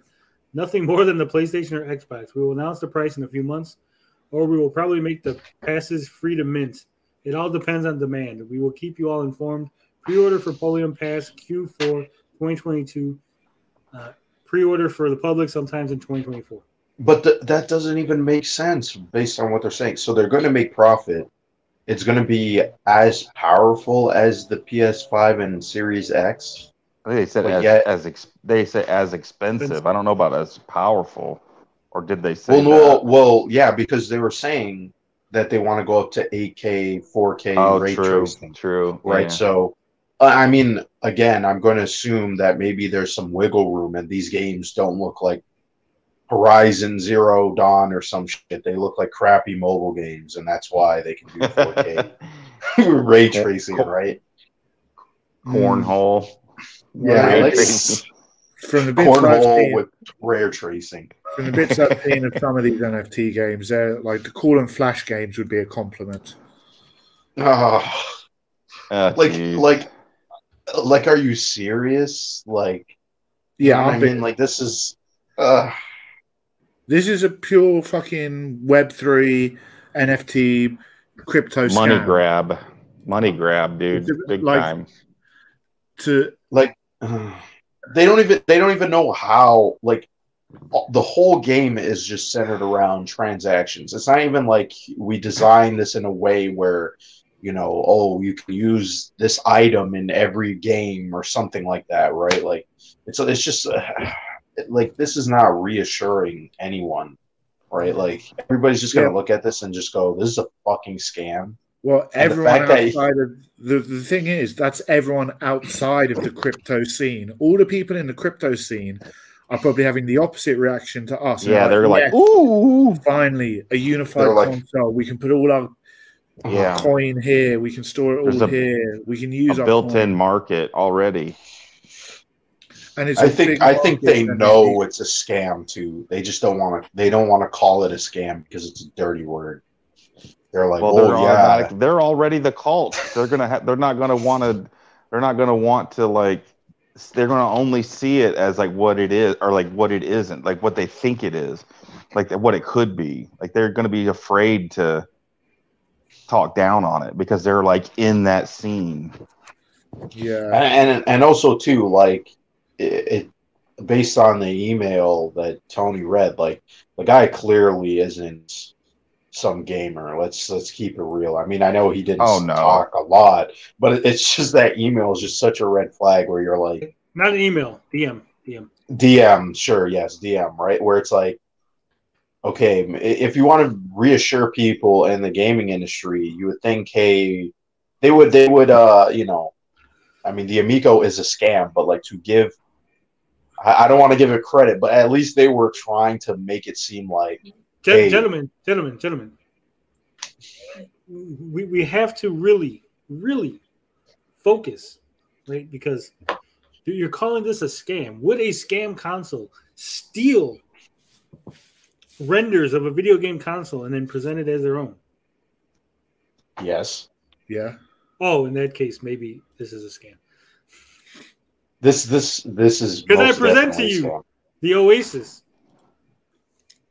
Oh. Oh my God! Oh my God!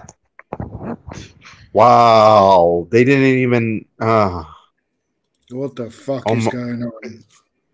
Look. Oh my God! The controller is the same. Is this the subreddit calling out the bullshit? This is the Polium 1 subreddit, by the way. No, yeah. Our Polium their 1 main Reddit. Yes, that's what I mean. Oh man. Hold on. We'll go to the Behance, which is the website, I guess, for this other console. The Polium guy says he didn't steal this. He didn't steal this. They redesigned it. So there you go. This is And if So what's this console? What is the Oasis? you want this one, huh? You're like, yeah, fucking the Oasis. Well, I'm just curious. Oh, is it all? Yeah. This might just be like someone just coming up Rendered. with an idea. Another it's on affirmative Behance. sentiment insert shape. Huh? Yeah, this might just be a like someone Yeah, proof of concept. and wanted it in their portfolio. That's what I think this is what it is. Well, this is basically And they came up with the exact renders same and shit. image. This is almost the same render that they showed off for the Polium. No. Not good. They're shit in the bed right out of the gate. Well, the controller is you are right. Yes, the controller is a PS5 controller. Just look at that. That's not even debatable. Yeah. Like So all it has they the did same was buttons. same buttons. They took The out wallet the button. touchpad. Like it looks like the touchpad was there, and then they removed it because you could see this like touch right here. no, but I mean you know how the PS5 Has that touchpad space? is. Yeah. Yes. Yeah. Yeah. Well, if you could see that it has the touch button here too. It looks like the Polium team at least changed the render a little because the controller is on the Polium one more straight. They don't have this round. Curved, yeah, it does it's look a not little more so curved. This one. not so curved. And then you have the PlayStation buttons. Yeah, well, they added. They changed the buttons on the render. Yeah. They put a little wallet here, and they put a little. They left the squigglies. That's why the squigglies are still here. Mm-hmm. And then on this, they left the touch button, the touch image, And they the put- speakers. Yeah, but they put a little fingerprint image next to it. So they did change the render a little bit, but it does seem like they took this render. Oh, they took the core concept, the image. But like, and, what I want, just- like, how much, like, have they ripped off this design? Like, have they got the like? I don't know much about graphics design, but like, did they get the original source files or the source files on the website where they can anyone can just download the render and then just Maybe they hired this guy. yeah They that's what I hired was this wondering. concept or they artist. bought the design. They're like, oh, we like the well, Oasis. this guy's from Korea, so Who's to say though? Maybe I'm they just saying. saw this, typed in console designs on Behance, hit them up, and was like, "Hey, we got this project. Commission them." And then they have to like figure it out. So now they have the renders and stuff, and then they go, "Okay, we gotta now make a console out of this render." Yeah. See, I think it's 100%, 1,000,000% a scam, a complete and utter scam. But I wonder the level of scam this is going to go. Like, are they actually even going to get to the stage of producing a console? Like, how far is this going to go? Are they just going to get people to pre-order that pass and then depends cash on how out? many Polium passes they sell. The Polium pass. That sounds like some fucking porn subscription. Like what the fuck? The Polium pass. It does. I can't see this going any further. And if it does, everybody's going to be dunking on this like every day. They wake up, everybody's just going to be thinking about this. It's the new Amico. It's going to be bigger than the Amico, though, because crypto is bigger than the Amico. Crypto's way bigger than Intellivision. Yeah. Yeah, this is going to be huge. This is going to This blow up. This crypto culture, it's Terrible. like I if it just stayed as with the crypto stuff, like it would be fine, but it just exploded into this fucking nonsense of like we gotta create NFTs for fucking everything. It's like I've seen like they have NFT Hot Wheels. Like Right. what the fuck? It's like what the fuck? That's embarrassing.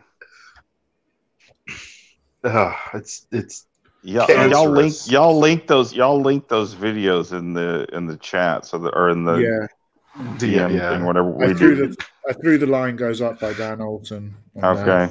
So someone asked, so how's the 8K 120 FPS coming along? Or is it only 4K now since you guys realize it's impossible to remove that advertisement?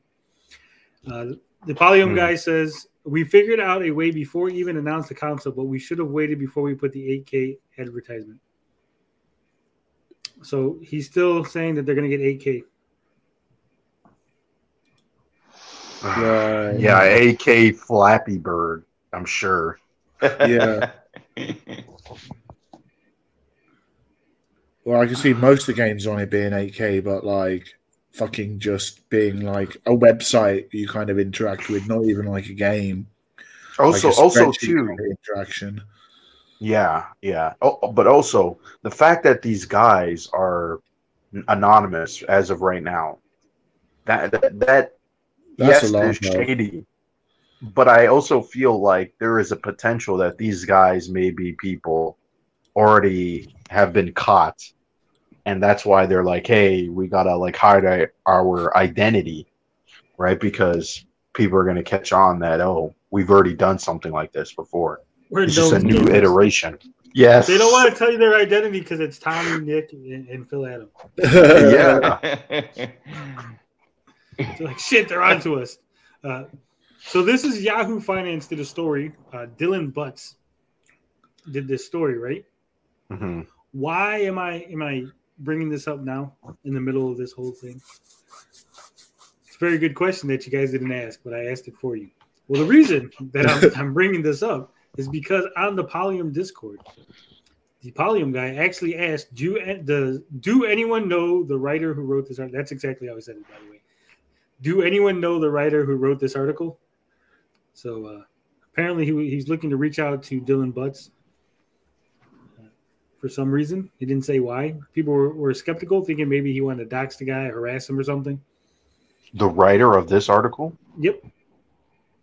Okay. Because it's Polium's NFT Web3 game console plan meets with plenty of skepticism. He basically just shits on it. He shits on the console. Rightfully so. Rightfully so. Yeah. Anybody who is shilling for this? There were some defenders in that Discord, but I couldn't tell if they were just like sock ironic counts of like the owners, you know, the four people. I don't know, but there were people that were like, "This is not to troll. This is serious." Like, dude, like, come on. Yeah, he says that the money we get from the passes will help us fund the project and have the funds for manufacturing costs. When you purchase the pass, you are also investing and betting on us. You will receive benefits for holding the pass, like free airdrops and future rewards. Tommy, you've already done this. Yeah, Tommy. Tommy's double dipping, huh? Yeah, maybe. But it sounds like he did disappear and has been awful quiet recently. Yeah, and I mean he did go on about NFTs being incorporated into the Intellivision Amico, so maybe like Sam fell through and he's like, right, I've got a better idea. I've got another scam to do. Yeah. Oh, that would be amazing. This is the best part right here. Here's the part that all the gamers are gonna love. You ready for this, gentlemen? Yep. No. Okay. So he says Web3 is the online world where everything is decentralized. Web3 opens up the doors for creators, gamers, and users to truly own their assets. Imagine spending a fortune on Fortnite skins, and then Fortnite decides to ban you or close your account. You will lose everything. Web3 allows you to own your assets online like owning something in the physical world. Polium wants to build a high-performance console which will allow developers to build any game for the console. Imagine a Web3 version of Call of Duty. You own everything you buy and can trade or sell your assets. Your wins and losses verified and recorded on a public blockchain.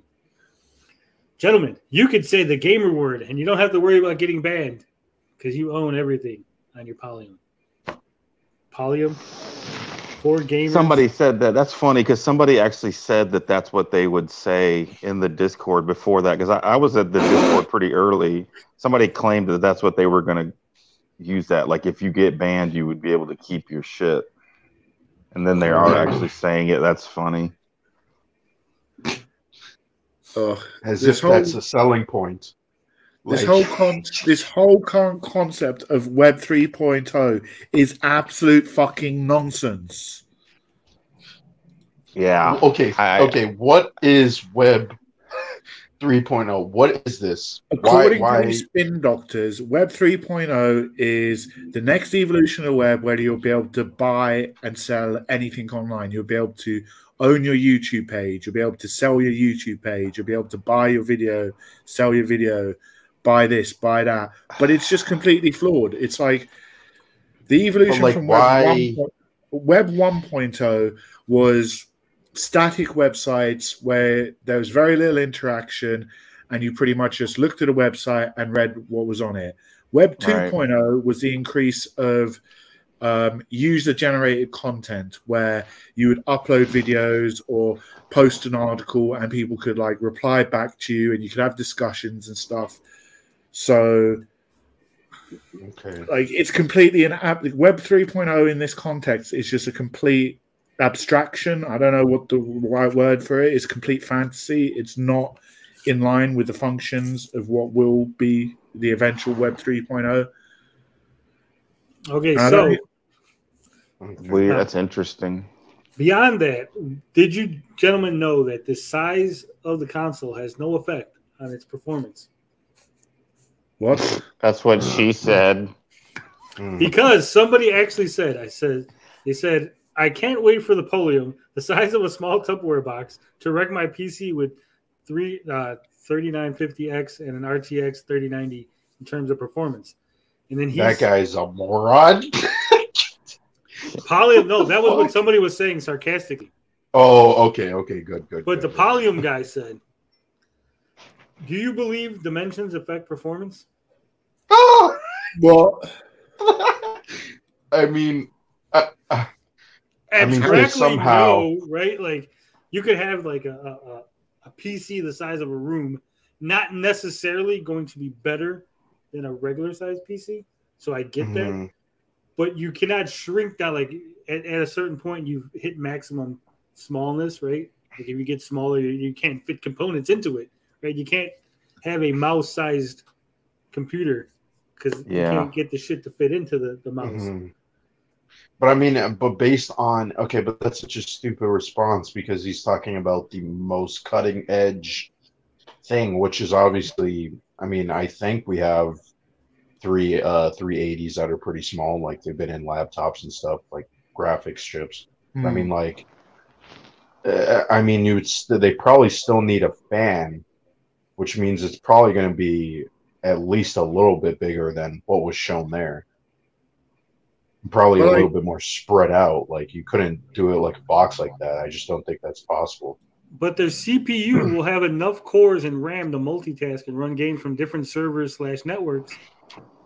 But they'll confirm it later this year. Yeah, like what's the what is the RAM?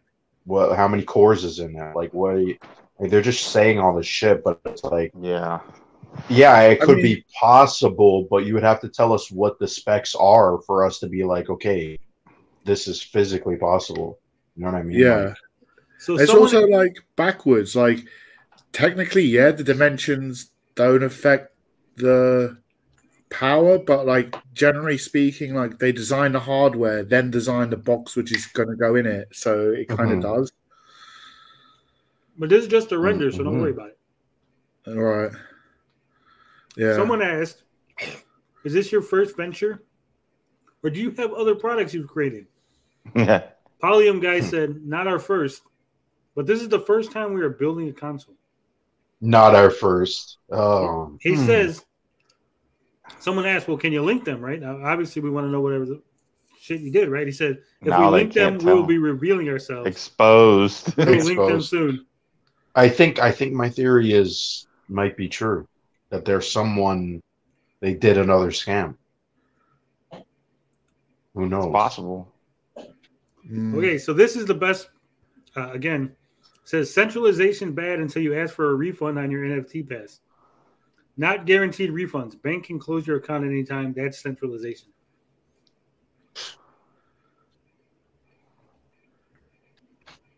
Okay. And then someone asked something, but the message was deleted. He said, Call of Duty servers go down too. It doesn't mean it will be down forever. But if Call of Duty was to shut down their game, you would lose all your weapons and skins.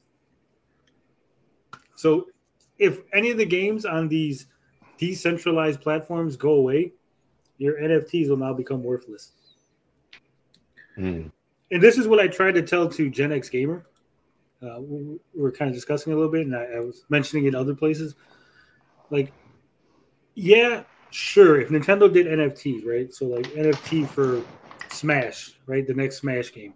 Right. Oh God, I hope not. But 3 Yeah. Smash games after that, if this Smash game is no longer online, the server's down, no one's playing it, your stuff then becomes worthless, right?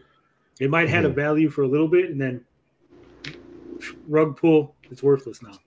True. It depends if it even lasts that long, because like I've seen some NFT play to earn games where like they start off and some people are making money and they make a load of money, but like then the whales get out and they leave the other users in a shit situation where the stuff they own is worth nothing.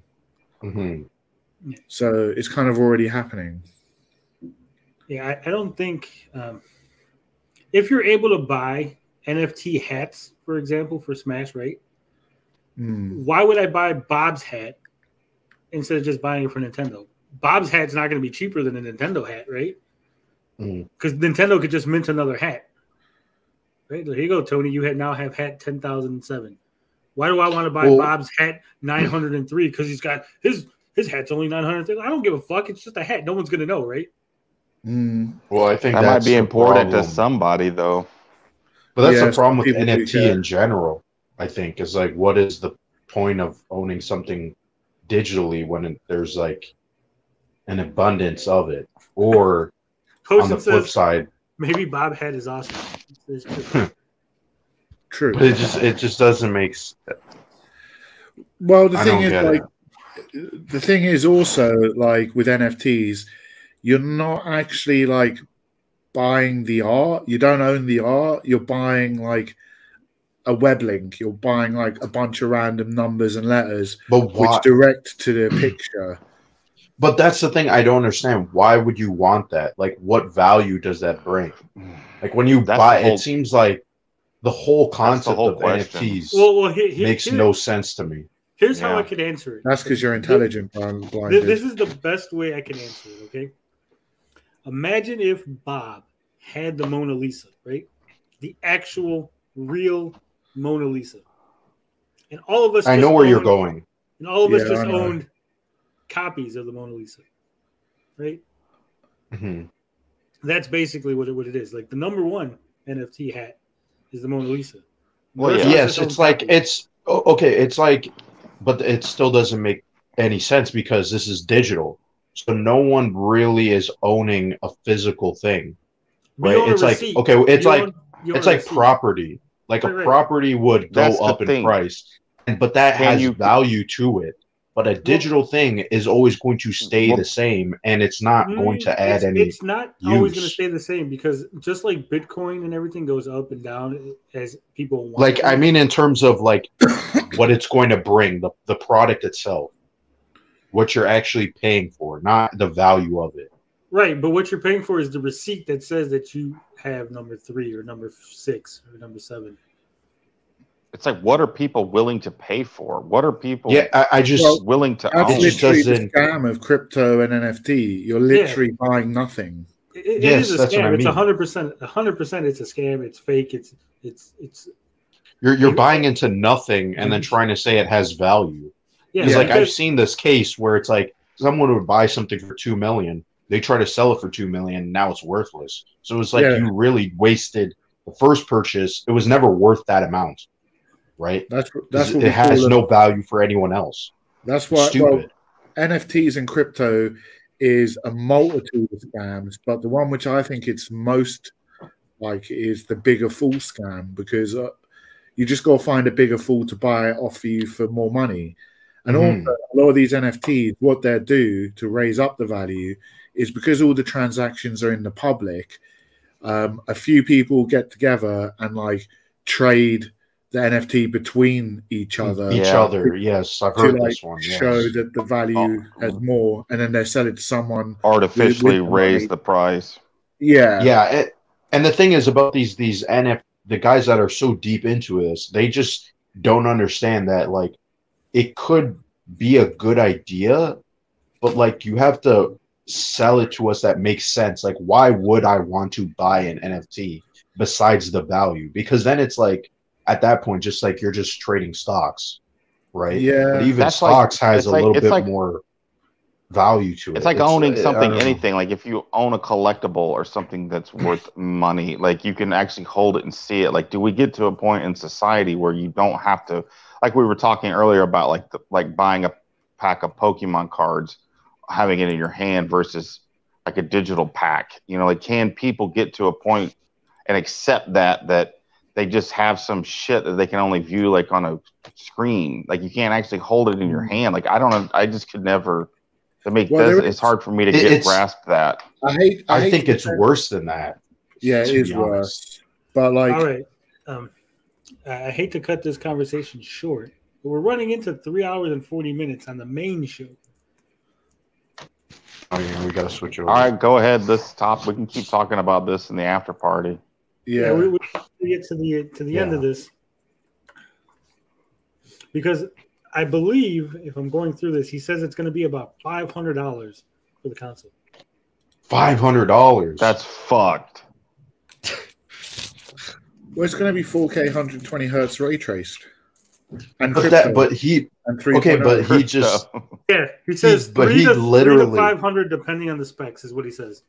You're going to be making money 3 with to this 5. console, though. It's an investment, bro. Yeah. But he just said that it's going to be cheaper than the PS5 and Series X, and it's going to. At I this thought he point, said it's it more would be than as much as that. Yeah, he And said it- as and- much. as much. Okay, That's But an it's still- initial investment. And you though. know the price is only going to go up because it's not But going to the be. It it's never gonna go up. goes. Yeah. Yeah, it never goes down. So But you- 3 but to even- $500.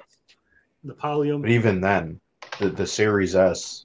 I mean, yes, it's not as good as a Series X, but that's still a next gen console.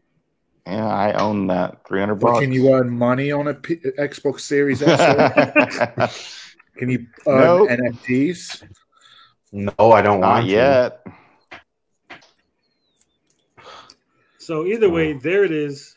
That is the Polium. We've covered it. We'll probably cover it some more when they do more silliness. And the after party is now up. I got it set to start at 11, so in about 10 minutes. That'll give us the time to get something to drink, take a piss break. Are we not live anymore? No, we're still live. I'm telling people. Oh, okay. I'm just letting people know what's going on because we're going to leave. There's the link. Thank you all for watching. I will see you all in the after party in a little bit. Love, peace, booty grease. And I'm out.